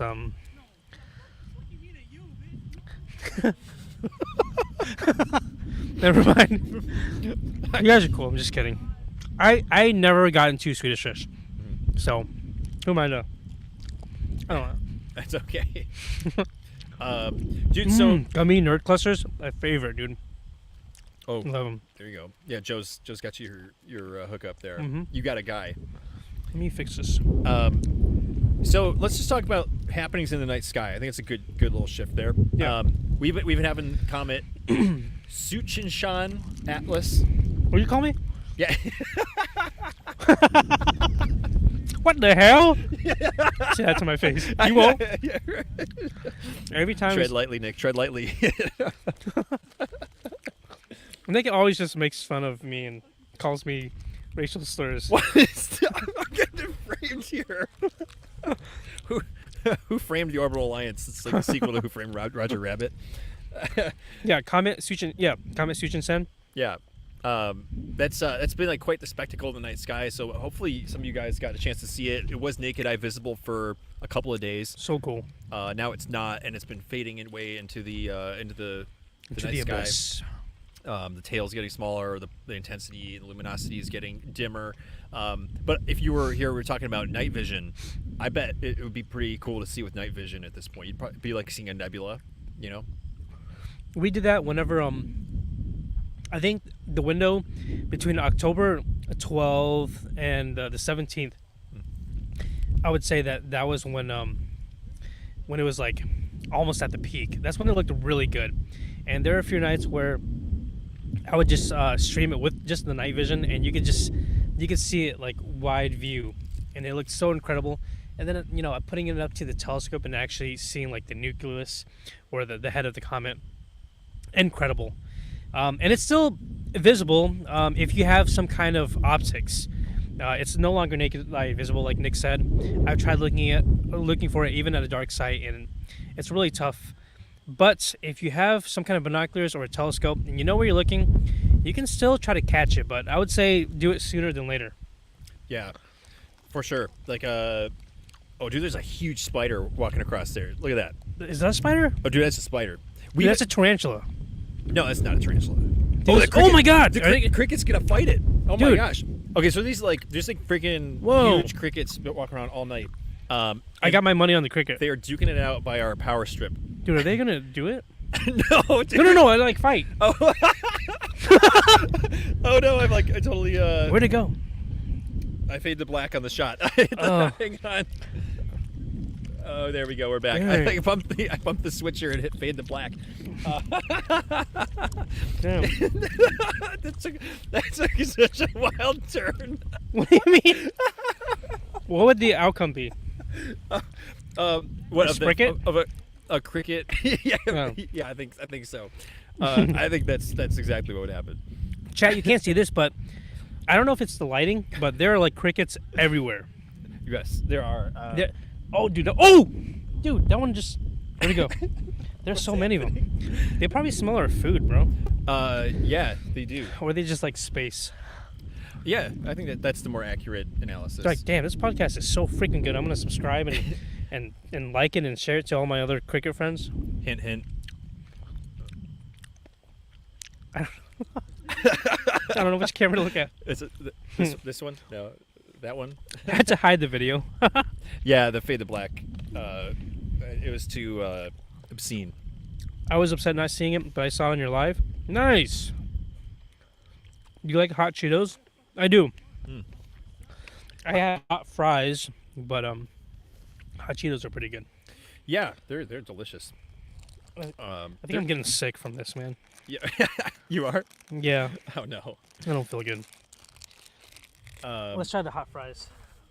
Just a few of them. Ashley said, "I bet you regret wearing sandals." No. No. I knew it was gonna be nice today, and I prefer comfort over appearance. So I'm here for a comfortable time, not a I don't know. Not here to look good. Yep. No, I'm all about it. Do you like to get dressed up when you have to? I do. Uh-huh. I feel like I can be presentable when I want to, Okay. but I do. If it was on a scale, I'm always going to lean more towards comfort, and I also have this. It's probably not a great, but sometimes I don't care about what people think of me. Mm. But I know there is a right time and place to be wearing like wife beaters and sweatpants. You know. How about you? Yeah. I'm a super casual dresser. This is about as fancy as I typically get. I like comfort. But on the occasion, I don't mind getting like dressed to the nines and going like full suit and trying to be as sharp as I can. Yeah. But then I realize every time I do that, I'm like, yeah, I should be working out more. Same. That's usually my wake up call. It's like going to a wedding, But yeah, I don't know. I feel like I appreciate nicer casual. Like I usually wear t-shirts and hoodies, but like I like putting on a Henley, something with a few buttons. Yeah, dude, the Henleys are sick. But it's still comfy, you know. I think I'm a big fan of Henleys. I think we should just say it now, but there needs to be an episode sometime in the future where. Oh my God! Did you hear that? No. All right. Good. Draw attention to it now. Yeah. There needs to be an episode where we're like shredded and also wearing like a 3-piece suit, and in person. Yes. So excuse me. We could, Oh my God! I almost just threw up in my mouth. I heard that one. Yeah. Hopefully, no one else did. Yeah. Well, yeah, I think that's our incentivization is that we can't meet again in person unless you and I are both totally ripped. Well, maybe not like. You said shredded, right? Maybe just like tone. Okay. I can shed a few pounds. Dude, same. Yeah. So let's do it. Okay. Yeah, game on. Yeah. This is and you guys will help us hold us accountable. Yeah. Yeah, right. You want another crunch bar? Well, now's the time to do it. So wait, starting tomorrow. Mm-hmm. Yeah. Starting next Monday, we'll for sure do it. Right. Oh my gosh. Dude, I'm so behind. Me too. Let's try to catch up. Henleys are the best. Dude, yes, they are. I wasn't coming at the way you dress. There was a question. My fiance is just. Your fiance. That's all right. Sorry, babe. Forgive her. You could be married right now. I'm just saying. Yeah. All you need is a yes in the chat, or an I do in the chat. I gotta have a ring or something. Yeah. Oh man. I Can you got go gaff here? tape. I can make a tape, Oh, yeah. tape ring for you. What size is your finger?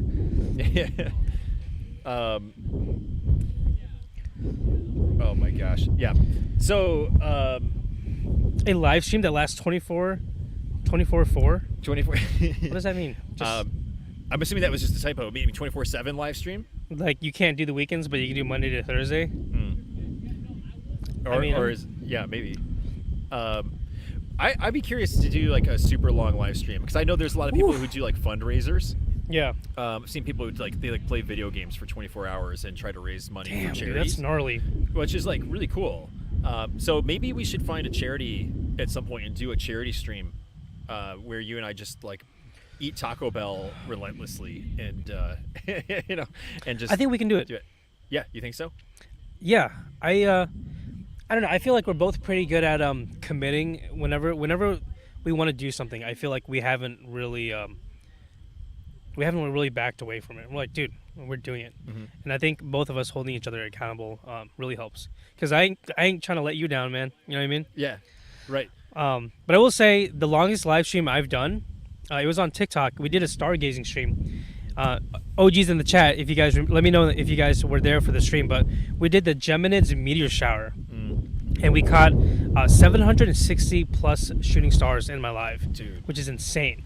But it was it was close to a 9-hour stream, and I felt like a zombie afterwards. But during those moments, it's really like whether it's shooting stars or eating or whatever it is. If you have a community like you guys with you, it totally just makes a whole difference. I couldn't do it on my own, but if I knew there was like a couple people watching me, like rooting for me, supporting me, Yep. dude, I'm showing up, man. Yeah, I'll be there and I'll just be heckling you. Yeah, dude, I'm down, dude.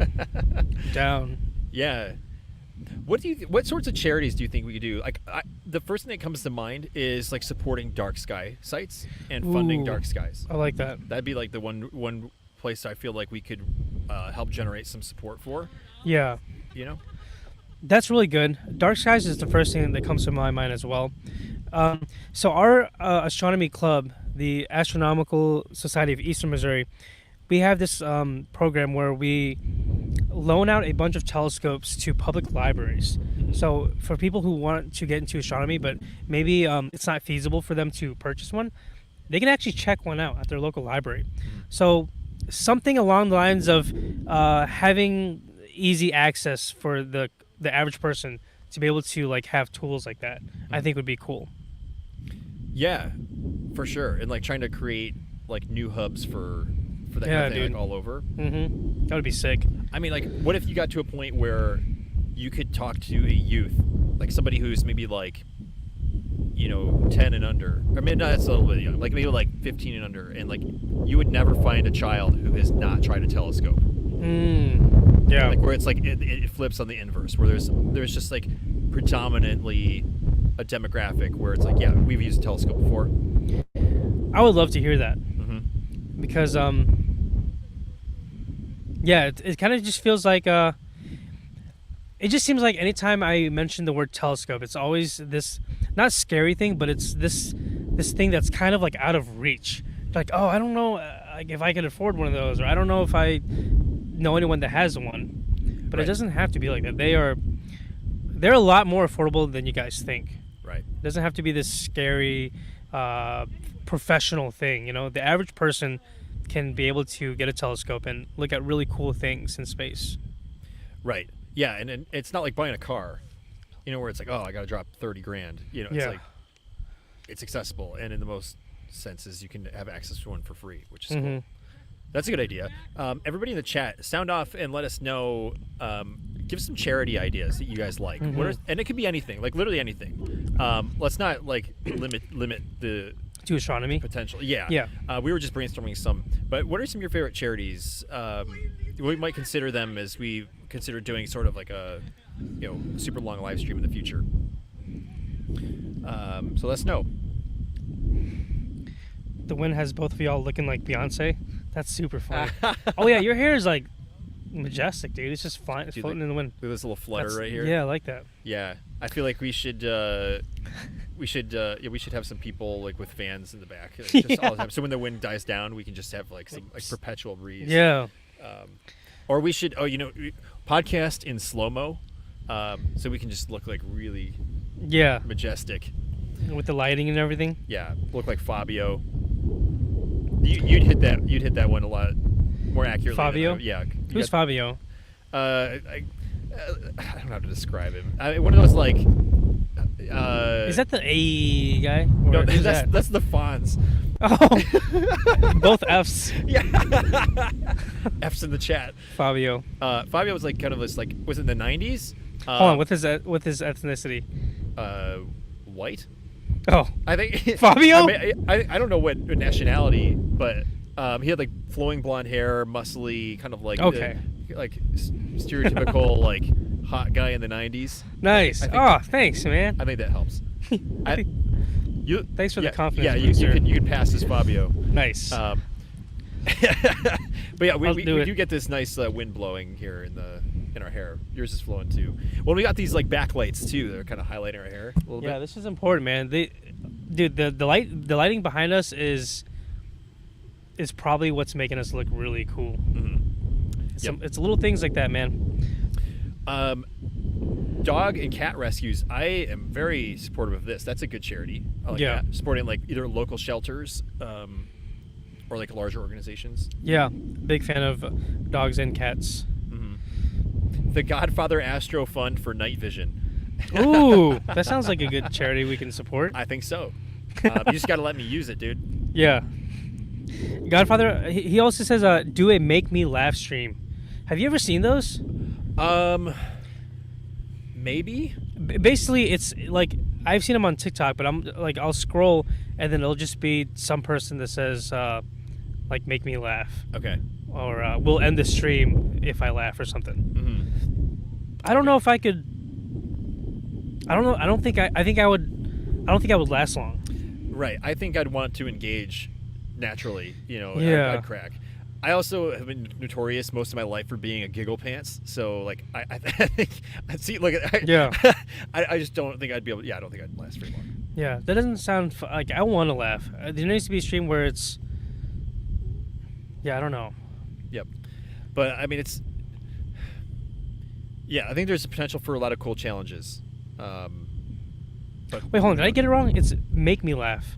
Well, that's probably gonna be easy for us then. Yeah.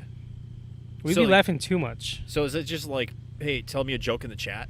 Yeah. And then see how long we can it's remain stoic? Yeah. I've already lost.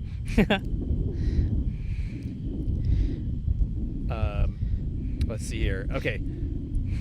Tan's at my wedding fundraiser. Yes, the wedding fundraiser. Oh my gosh. Some of our friends are leaving. Ask the party people. The party people just left. Oh, nice. Yeah. Bye, everybody. Good to see y'all. They were cool. They were cool. They were very nice. A bunch of probably underage drink. No. They were adults. Yeah, right. And then definitely legal. Yeah. Okay, but they were cool though. All jokes aside, they were really cool. They were really nice. Yeah. Good, nice to meet you guys. If you guys ended up watching, they asked for our channel. Oh yeah. So, dude, the wind is like blowing my laptop off of this.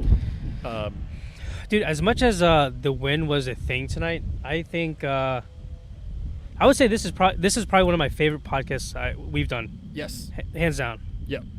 For sure. Everything. I wish you guys could have heard how much I was complaining prior to hitting that live button.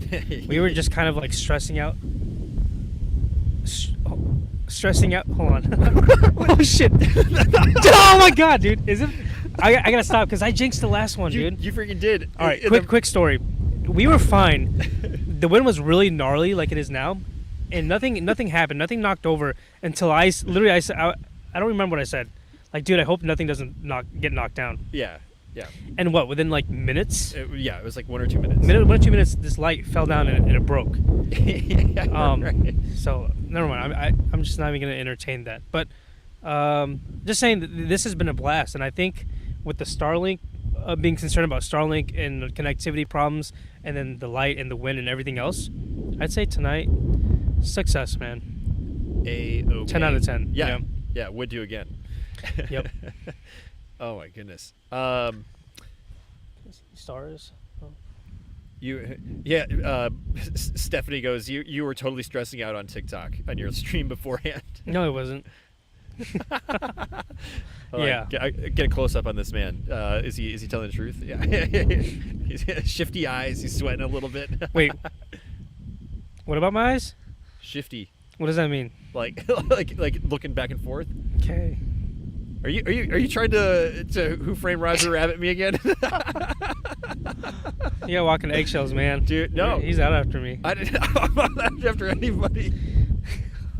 This isn't the first time this has happened. It was happened like 2 episodes ago with some of our viewers. Oh my goodness. Good times. Good times. It's a twister. Yeah, dude. Twister's a fantastic movie. I didn't see the second one. I still need to see it. Did you see Twisters? I have not, but I would definitely watch it.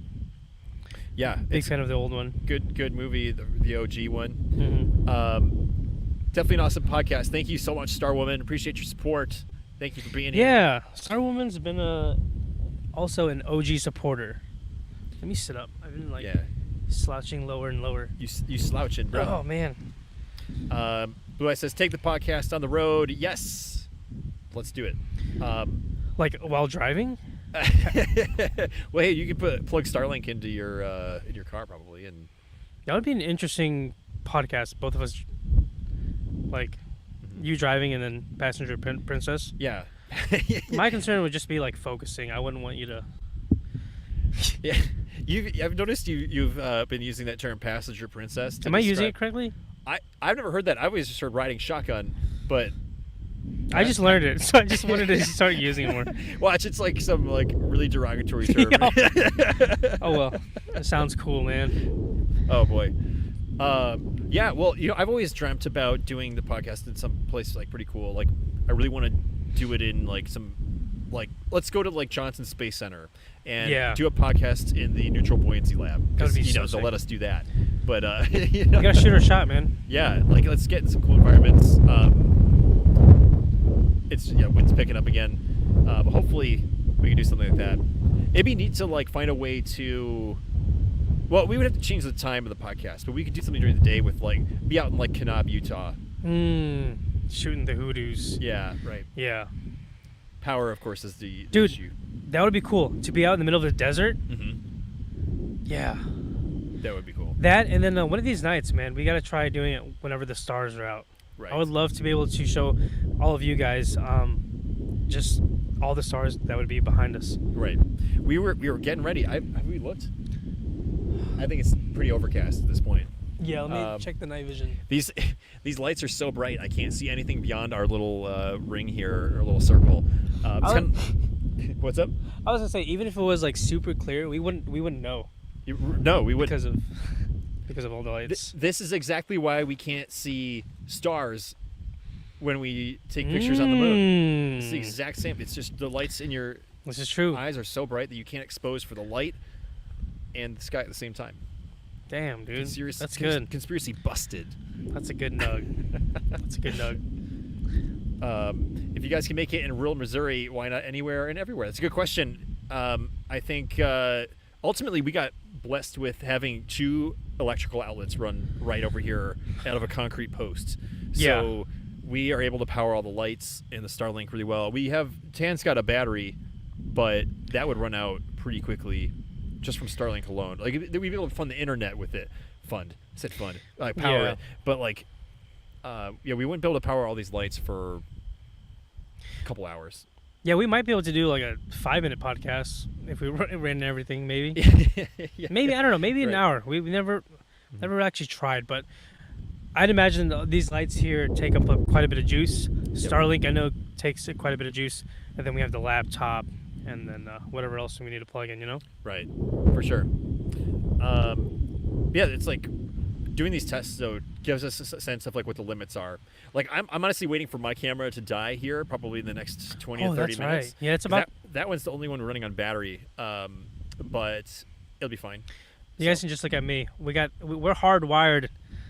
We're hardwired, so we got juice all night basically. And this one is hardwired too. So we got 2 shots on a batteries. Here's a good space question. Let's like bring it back around here. What is a nebula from Ashley? You don't know? It's basically like a cloud of gas, right? It could be hydrogen alpha. It could be, was it oxygen, sulfur? Just a cloud of gas. That's kind of my simple answer. Yeah, gas and dust. It's like concentrations of the fundamentals of what stars and planets are made of. So, there's these what do they call them? They call them stellar nurseries. Because it's basically where stars get born, because all the ingredients to create a fusing ball of gas are all there. But if gravity wells capture enough of it, then it starts to fuse on itself. Then you get a star that's born, and then that glows that cloud around it, and you can see it, that starlight. It's pretty cool. Well said, man. Oh, thanks. That was good. Thank you. Yeah. The cool thing is you can actually see some of these with your naked eye. Mm-hmm. A good example is the famous Orion Nebula. Yep. And you can actually, you can go out, even in a city, you can still see like a tiny bit of that cloud or pink. So just look towards the Orion constellation, and I would say maybe just download an astronomy app to really kind of pinpoint exactly where it is.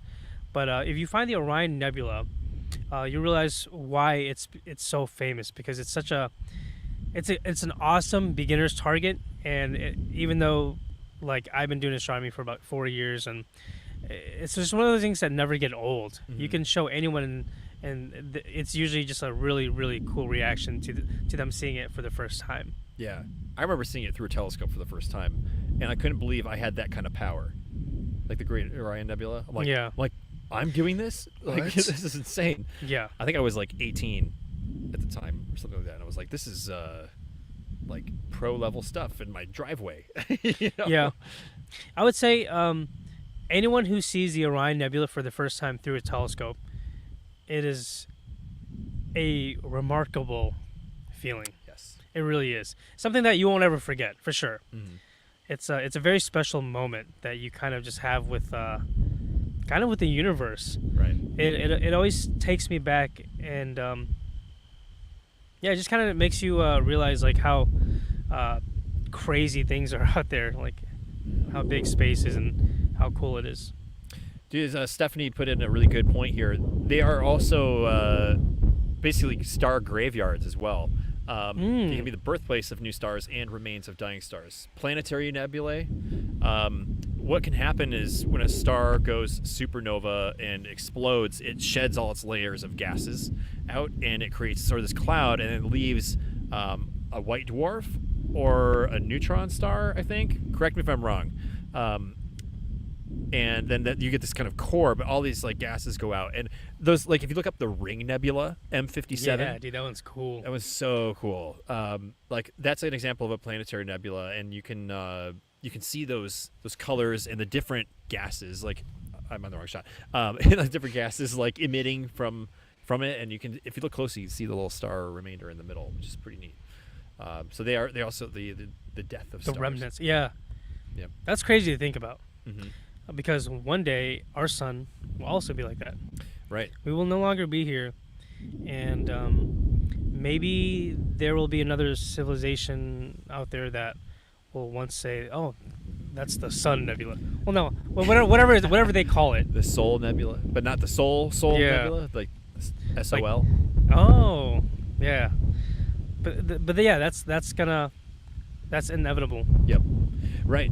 Well, I think what astronomers estimate, I also need a good fact check on this, somebody in the chat, that our star is about 4 billion years old, or is it further along? The Earth is 4 billion years old. Mm-hmm. So I think maybe ours is older.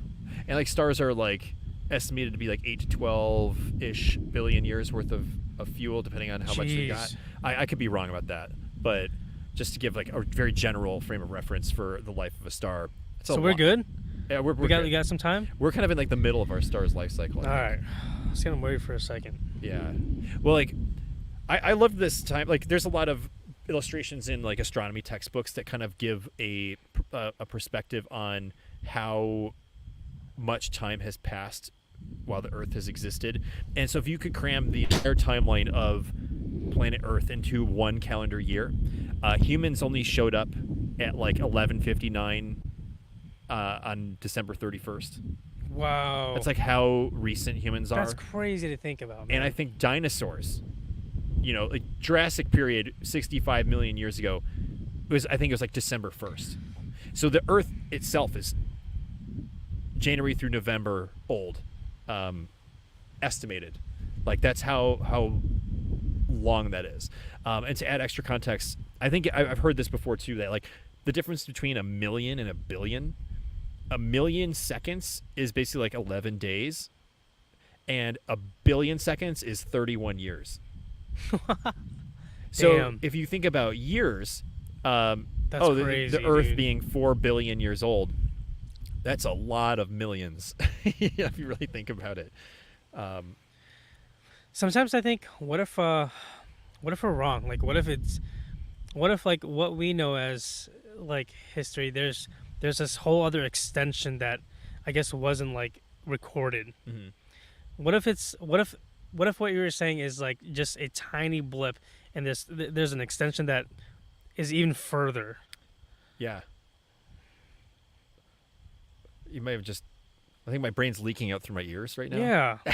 Well, I mean, I don't know. Sometimes, I'm like, I guess what I'm trying to say is sometimes it's pretty incredible that we know some of these things.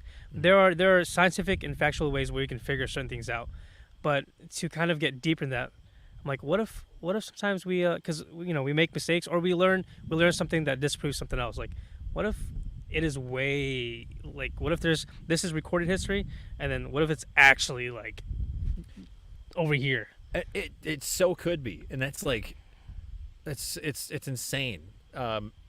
For all we know, it could be 700 billion years, and we just would have no idea. Maybe it just started. Yeah, it could be that too. You make a really good point. Yeah. What if like we could be at the beginning? Whatever, like I don't know, whatever we have recorded. What if it just started there? Mm-hmm. Yeah. We would never know. Here's some good questions and stuff coming in here. I've been neglecting this chat. It's okay. I'm getting super into this. Ashley said, "Will our son die?" Sorry, I'm new to this. No worries. Like, literally, we prefaced this at the beginning of the show. My phone's dead. Oh no! Like, just go to phone number 2. Yep. My burner account. But yeah, like, there's no such thing as stupid questions. So like, everybody, there's somebody else who wants to know that question in the chat, and we'll do our best to answer it for you. But yeah, our son will die, and it will. Actually, the chat has answered this. Kind of. You guys are doing this show for us. Why don't you just take over? I'll see you guys next week. Have a good night, guys. But yeah, it will start to expand. Our sun, after a certain point, it starts to run out of hydrogen. It starts fusing helium, and it starts to get larger, and then it will become a red giant, and then eventually, it most likely become a planetary nebula. Oh, that's us. Yeah, so red giant. Here we go, engulfing us, and then it will shrink up and die. So it like balloons out, and then it goes. Dang. Essentially, like, balloons out. It's a pretty wild experience, and the reason we know that is because we can observe that in distant places in our galaxy. We can see this happening, and in other galaxies. You can watch stars, go supernova. You can see the explosions. You can measure the intensities. So it's pretty cool. So we can piece together. So like we could see stars that are close by, like red giants, like Arcturus and Betelgeuse, and we can and Antares, and we can look at them and go, what do these look like at that stage? But then you can look at stars that are hotter and newer stars and compare them, and then you can do that with hundreds or thousands of stars and start to put together a timeline and estimate, like, okay, well, we know if there's an alphabet, like we know half of the alphabet, but we can interpolate the in-betweens and start to connect the dots ourselves. It's kind of how we've pieced together what the stellar life cycle looks like when it's getting crazy here. So yeah, I don't know. I think that's a good analogy with the alphabet. Yeah. If you didn't have A, B, C, D, but you only had A, C, F, like you could eventually start to figure out where B and D belong. Context. Yeah. Context clues. It's scary. Okay, so scary though, scary as it seems. I wish become reincarnated to witness this. I know, like to watch it from a safe distance, it'd be cool, dude. That'd be nuts. Like, what if we are such an interstellar species at that point that we could have people far enough away where they're like, hey, it's almost like an eclipse event. Like, you know how we all get excited about eclipses and we all like travel to go see it. It's like, hey, sun's gonna explode. Let's hop in the family spaceship. You know, It's gonna be such a cool thing to see. Right. Let's hop over to Sirius and turn around and take a look at the sun exploding. But that'd be an insane human experience to see humanity's origins explode. That's hard. That's hard just to even fathom. Right. And I really hope that one day, like this podcast will still live on this thing that we call the internet for people that are walking above us, and maybe they can find it in this old video and like, man, they were right. They're like, this is you know what I mean? It'd be kind of cool. Yeah. Do you think we'll be able to preserve digital media across time, like Across time? like in decades and a century past, we've had film. Film deteriorates; it's a physical media, but we have digital media. Like I've got solid state drives here that are plugged in. Like these things are built to last for a very long time. Yeah. But digital files can deteriorate, especially on hard drives. But solid state drives maybe have a better chance. But like, what if we get EMP'd or something and like everything gets just totally wiped? All our digital representations, do that all disappear? I don't know. Man, that I guess that would be like a modern day like library being burnt down, maybe. Mm-hmm. And I don't think an EMP is too out of the reach for it to happen. You know, especially with. I don't know. I hope not. Right. Because the idea of just all of this being just lost, it's like sad. It is. Imagine the amount of like blood and sweat, and not just for like one generation, but like generations, just to be wiped out. I know a way around it. We're gonna release the Galactic Window on VHS. Or DVD. Yeah. Right? Yeah. We could do that. Physical copies of the Galactic Window Space podcast. A physical copy. That's a good idea. Yeah.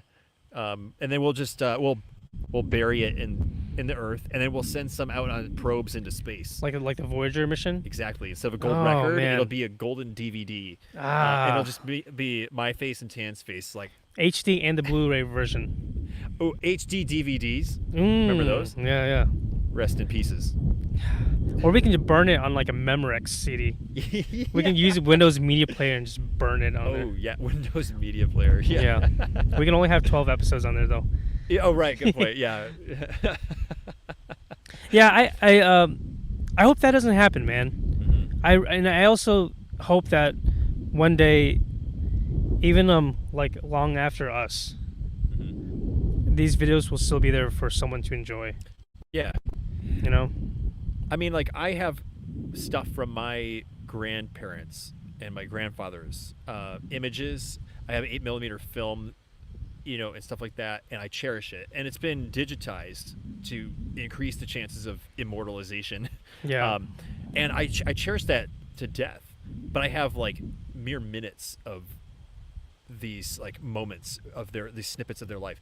Whoever is like coming after us, like our descendants, perhaps even like people who just want to learn about what people were up to in 2024, in the future, you know, that's like we are creating an archive, and it's going to be better than just a stack of 8mm film reels like I got. Like they're going to have this insane library. It's going to be like Library of Alexandria tier, but hopefully it doesn't burn down. Yeah. And they can have hours and hours and hours of deep conversation with wind in the microphones broadcast over Starlink. I love that. Yeah. Okay, so I want you to do something. That's got me thinking, and I feel like now is a good time to do it.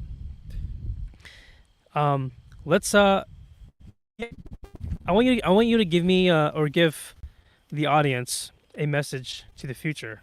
Let's say that one day someone comes across this video. What is the date? It's currently October 28th of 2024. Yep.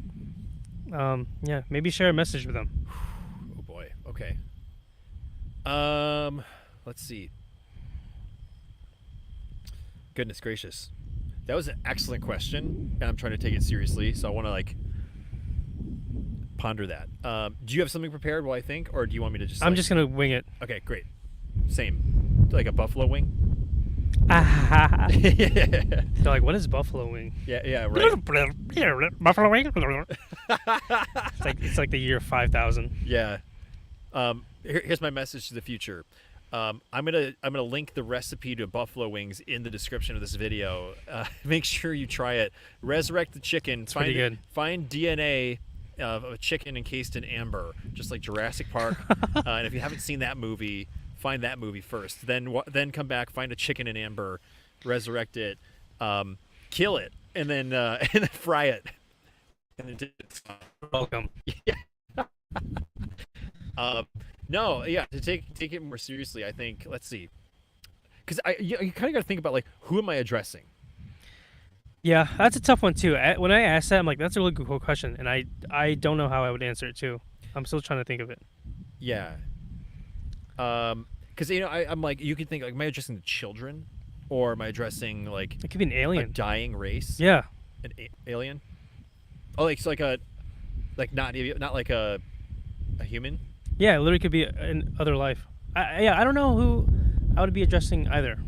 Maybe I'm gonna wing it. I'll go first. Okay, do it. I'll be right behind you. If you're watching this video, it is the year 2024, and the date is October 28th. I don't know where in time you guys are viewing this from, or even if you can understand this. But if you can, man, this is tough. I just want to say that I feel like, and then this is going to be super cliche, but striving to find something that makes you truly happy. And like, again, I know everyone says that, but like really, really, really try to find something that makes you happy. I think that's probably one of the best things you can do as a collective, or as an individual, and collective, just to kind of, I don't know, move forward, like whatever that would be. Like, it's a tough one, man. Yeah. I don't know. You were doing good. I think that would be it. Just do something that makes you happy, and do something that makes someone else happy, because that is probably the best feeling. Mm-hmm. Is like pure joy. Something that as children, like, children experience it all the time, but as we get older, it seems like we get less and less of it. Right. So that's it. Find something that makes you happy. I love it. Very good. Classy. Thank you. Yeah. I'll give my shot at it. Here we go. All right. So I'm addressing the people of the future. Okay. So the year is 2024, and the current state of humanity is, I believe, an optimistic one. A lot of people in this time would probably beg to differ, but I think that humans have come such a long way across time, at least the time that we understand it throughout history. And my hope is that the trajectory continues to be on the rise, that 100 years from now, humans have learned how to do better than we are experiencing right now. And I would say life is pretty great. Like, all things considered, like, life is great. And the human experience is fantastic in most regards. Not perfect, but fantastic. And I think that it's only going to improve. So no matter it's 100 years or 1,000 years or 1,000,000 years into the future, my hope is that you guys continue to do the work, just like people of our time are doing, to increase the rate of improvement in quality of life, and to always see the hope and optimism in the human spirit. That'd be my answer for you guys. So take that for what it is. Don't get lost in the details, and just enjoy every single breath, because you're standing on the shoulders of giants, and just like we are. So have faith in humanity, and don't forget to laugh a little too. Man, Or that a was really good. Oh, thanks. I tried. I hope someone watches that. Mm-hmm. I know someone will watch that. I hope so, assuming YouTube is still a thing, and Mhm. you know, Yeah. man. That's the thing. Is like we just essentially made a time capsule. Yeah. A snippet that's a time capsule, and we may never know. Someone may watch it, but we have to make it out of the understanding that someone will find it. Yeah. Otherwise, why do it, right? Exactly. Yep. Because if we had no hope around it, like, we shouldn't have said anything. Yeah. So True. because we did it, that proves to me that we have hope and an expectation that someone will find it. Man, that was cool. That was a great idea. That was cool. Also, if you're listening to this, we want to get to 1 million followers, Oh my gosh. subscribers. So, can you guys please watch our old stuff too and like all the Yeah. videos and subscribe? Thanks. Yes. Nick and Tan's bones will be celebrating for joy in Yes. the future when we eventually hit 1 million subs. on Man, YouTube. that would be cool. That'd be cool. Dude, I'm like, yeah, I'm the vibe in the air changed when you pitched that question. Did it? Yeah, and it was Like the it got coolest, serious? but Or in what the do you- right way. Hmm. You know? I just feel like whenever you're sitting out here, I think it definitely helps that we're filming outside, because I probably wouldn't have thought of that sitting in my studio over a Zoom or whatever. No, Well, of course maybe, not. I don't know, probably not. But I just feel like it's important. And I don't know where that thought came from, but it just felt right. Well, it makes me wonder too. You and I are both night owls. Like, we love to be up late, stay up. Oh, throughout for the night. sure. We have connection with the night sky. I wonder how that contributes to the tone, and in which that we're able to like communicate right now. Would that have happened in a brightly lit interior room? Like, would you have come up with that question otherwise? Maybe, Yeah. but it's amplified. It's a megaphone being under the night sky. Like, I'm literally looking out. We're outside. Yeah. Like, we are actually outside right now, and I think that amplified your thought to be something much more impactful. We are kind of, what's the word? Like, we're like in the flow state. Mm-hmm. And whatever hobby or whatever craft you're good at, there's a certain time whenever you are in the flow state where everything just seems like it's just going with you, like you're flowing with the river, like you're not going against the grain. For us, being night owls, Yep. being lovers of astronomy, I'd say we're in the flow state, man. Yep. Agreed. Have you heard that theory about?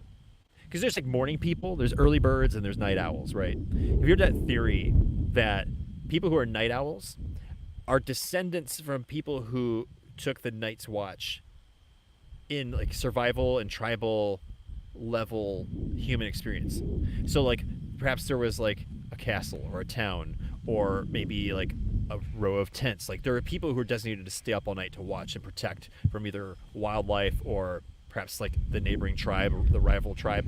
Yeah. Those people had to be up all night in order for the tribe to survive, and that could have possibly created a generational inscription upon Dude. TNA to wire certain people to be night owl people, to be in tune with the night.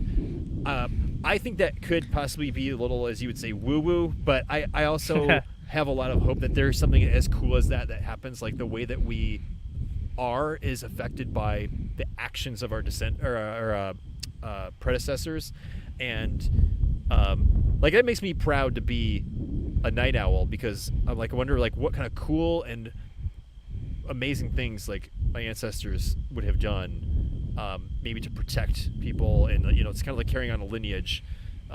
We just get to enjoy it a little bit differently. We don't have to fear for our lives. We just get to look at the night sky. I hope so. That is so cool. I've never heard of that. Okay. And I hope we are direct descendants of some kind of like warriors that are protecting the people. That sounds a lot cooler than just us having a sleeping problem. So let's go with that. Yeah. I mean, Damn, that's cool. well, and then on the other hand, you get people who are early birds, and I don't quite know the equivalent necessarily, other than it's like, well, maybe you're a farmer or like someone in agriculture or had some other important job that was relative to, needing to be up at sunrise, or needing to go to bed at a certain time, and that just over time like could have potentially created this experience for people. Maybe they were also like watchers, but they were protecting people like from things that happen like at dawn. Oh yeah, right. You know? Yeah, because like I mean, how many friends do you have that like they go to bed at like 7:40 p.m. and they're like, oh, there's no way I'm going out. Like I gotta go to bed. And almost all of them. Yeah. Yeah. Like there's so many of them. And I'm like, yeah, you weren't like on the night's watch. You weren't on the night's watch. Your great grandparents, they weren't on the wall watching. Yeah, but we got stories. Yeah. We got stories, man. Right. We got stories.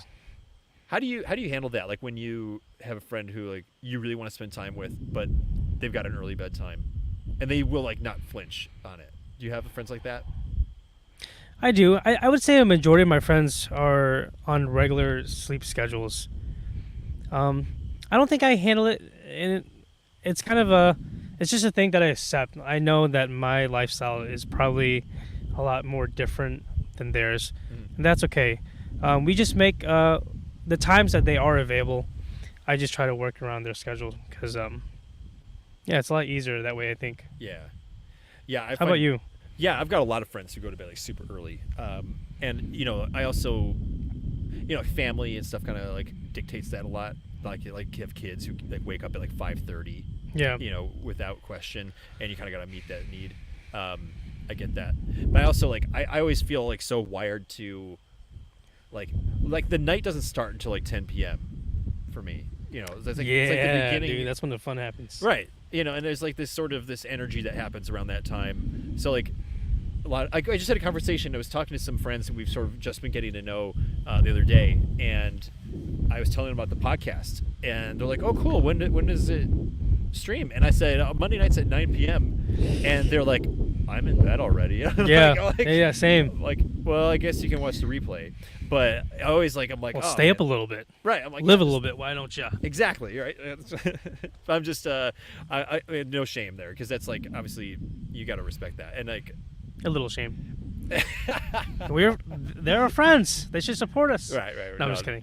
Yeah, for sure. Totally. But it's everybody got different lifestyles, and there's a lot of reasons to be getting up early too. Yeah. And I'm the opposite. I'm just the inverse of that. Like, because somebody says, "Why don't you want to like go do this thing at 6 a.m. with me?" I'm like, "Yeah, whatever. I'm in bed." Like they're having that same feeling about me, but in the inverse. So, Stephanie goes, "I often wonder if it's because I was born at 10:25 p.m. Does that make me a night owl?" Oh. That's a good point. I was born at like 7:42 a.m. So I don't know if that disproves that theory. When were you born? I don't know when I was born. Make up a time. I would say like 4 in the morning. Okay. That seems, yeah. Actually, that's good. Yeah, like I actually don't know when I was born. I feel like do most people know when they were born?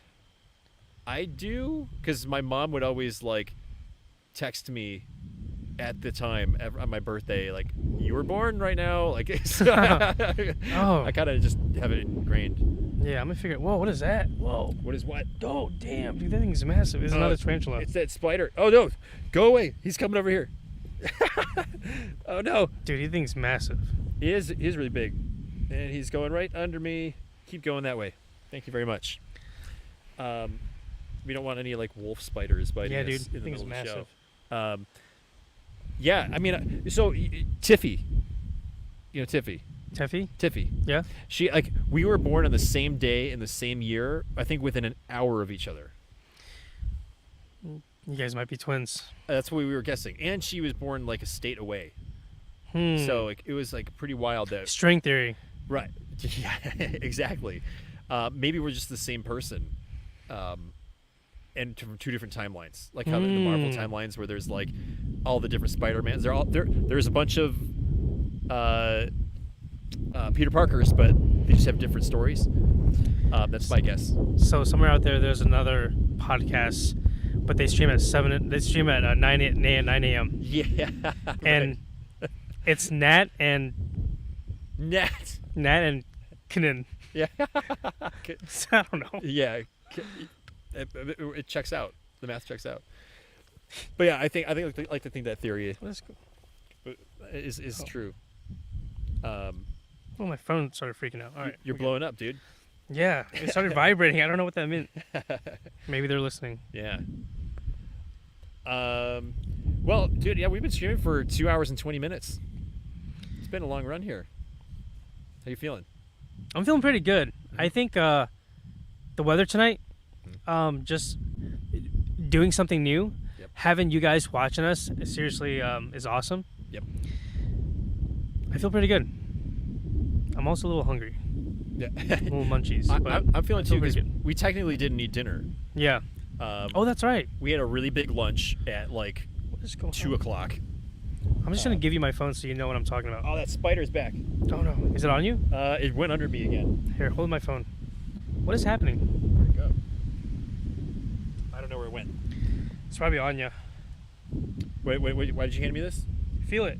Oh, it is. Okay, yeah, the haptics are like vibrating. Yeah.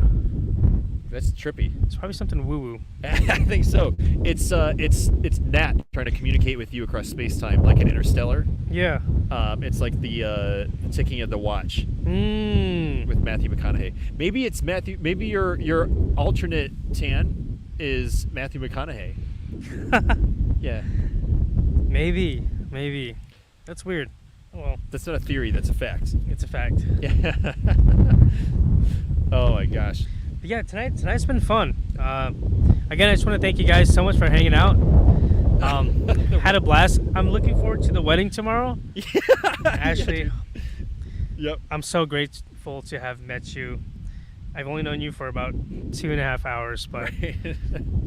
I think we're gonna have an awesome life together. Match made in live stream. Yeah, dude. I'm seriously all paranoid about that spider. The crickets I didn't Yeah. bother with at all. But as soon as I saw those huge, like $50 size spiders, that changes They're things massive. for me. They don't make them like this in Illinois. It's welcome to St. Louis. Yeah, for real. That's why I can never leave Illinois because all the crazy wildlife there's a everywhere lot. else. Steph says, "I'm sorry, but I might object." What? Yeah. What? Well, what do you think, dude? Should we close up shop here? Yeah, let's do it. All right. I think we had a pretty nice conversation. Mm-hmm. We got some messages to the future, We did. and we didn't have one connection problem, or maybe it was just one, just a little bit. A few blips, Not mostly in the beginning. It's been really stable, I think, for the most part. You guys tell us otherwise. Like, how has the connection been tonight? Give us some data and some Yeah. feedback. If you've been here most of the night, Yeah, let us know. yeah. Seriously, we hope you guys enjoyed it. We did all this just because we love doing it, but we also love sharing it with you guys. Yeah. Well, and for those of you who are new and just kind of joined us for the first time, thank you so much for your support. Seriously, viewing our episodes is the ultimate way. It gives us watch hours on the channel. That's kind of how that works, and that tells YouTube that we're worth pushing to new people. So watching these episodes live and watching the replays is a fantastic way to show your support for us. And we stream every night, Monday night, 9 p.m. Central Time in the United States. And you can find us right here on YouTube. So thank you guys so much for that. Yeah, seriously. Next week we'll be back on November 4th, 9 p.m. Damn, November. We'll be back in our equal abodes, our respective abodes. Lame. It'll be a little bit of a different. We'll be resetting back to normal, but that's Yeah. okay. And we'll be keeping you guys posted on upcoming guests and things that we're gonna be doing. Oh, what is that? That's a cricket. Oh. I keep getting interrupted. I'm just gonna keep my feet up. Yeah, that's what I've been doing. I can't handle this. We've got a good future coming up here in the show. I know we were talking about 2025, but I think by the time we get to December 30th, our last episode of the year, That'll be episode 31. I think we'll be pretty stoked about what we got Episode coming 31. Hell yeah. yeah. So yeah, everybody, thank you so much for hanging out with us. Just like reading the chats before we say goodbye here. That's always kind of fun. Ashley, Star Woman, Blue Eyed, Kayla. Oh yeah, daylight savings. Oh yeah. What do you mean wah? That's awesome. Fall back, right? Yeah, That's that means we can enjoy night skies and be done stargazing by like 9. That is true. Wah for you guys. Right. Like I guess sun sets at like 4:30 for us or 4:20. That is kind of brutal too. Yeah. So I understand. But if you think about it, though, we are less than 2 months away from the darkest part of the year. So we've almost gotten over with like the hard part. Yeah, So that's true. That's pretty cool. Yeah, thank you guys. I see a lot of your support here. I see Nick, please ask Tan to marry me. Where is it? Who said that? Ashley. So yeah. Yes, I'm down. I'm down. So, okay, there you've heard it here first, folks. That's so funny. All right, let me cue myself up here. I'm still kind of like reeling from like doing like 3 different things at once, but I feel like I've had a good flow. But you're killing it, man. I don't know how you were doing that all night. It's been fun. My hand's gonna be sore tomorrow, but packing up all this is gonna be interesting too. Yeah, I'm not looking forward to that. No, and we got to make sure we don't have spiders and crickets in our bags. Oh yeah, dude. I'm okay with it. Yeah. I don't know. All right. Well, let's call it a night. Thank you guys so much for tuning in. Appreciate Seriously, every single one so of much. you. And we'll see you here live next week, November 4th, 9 p.m. Central. Yep. All right. See you all on the other side. See you guys.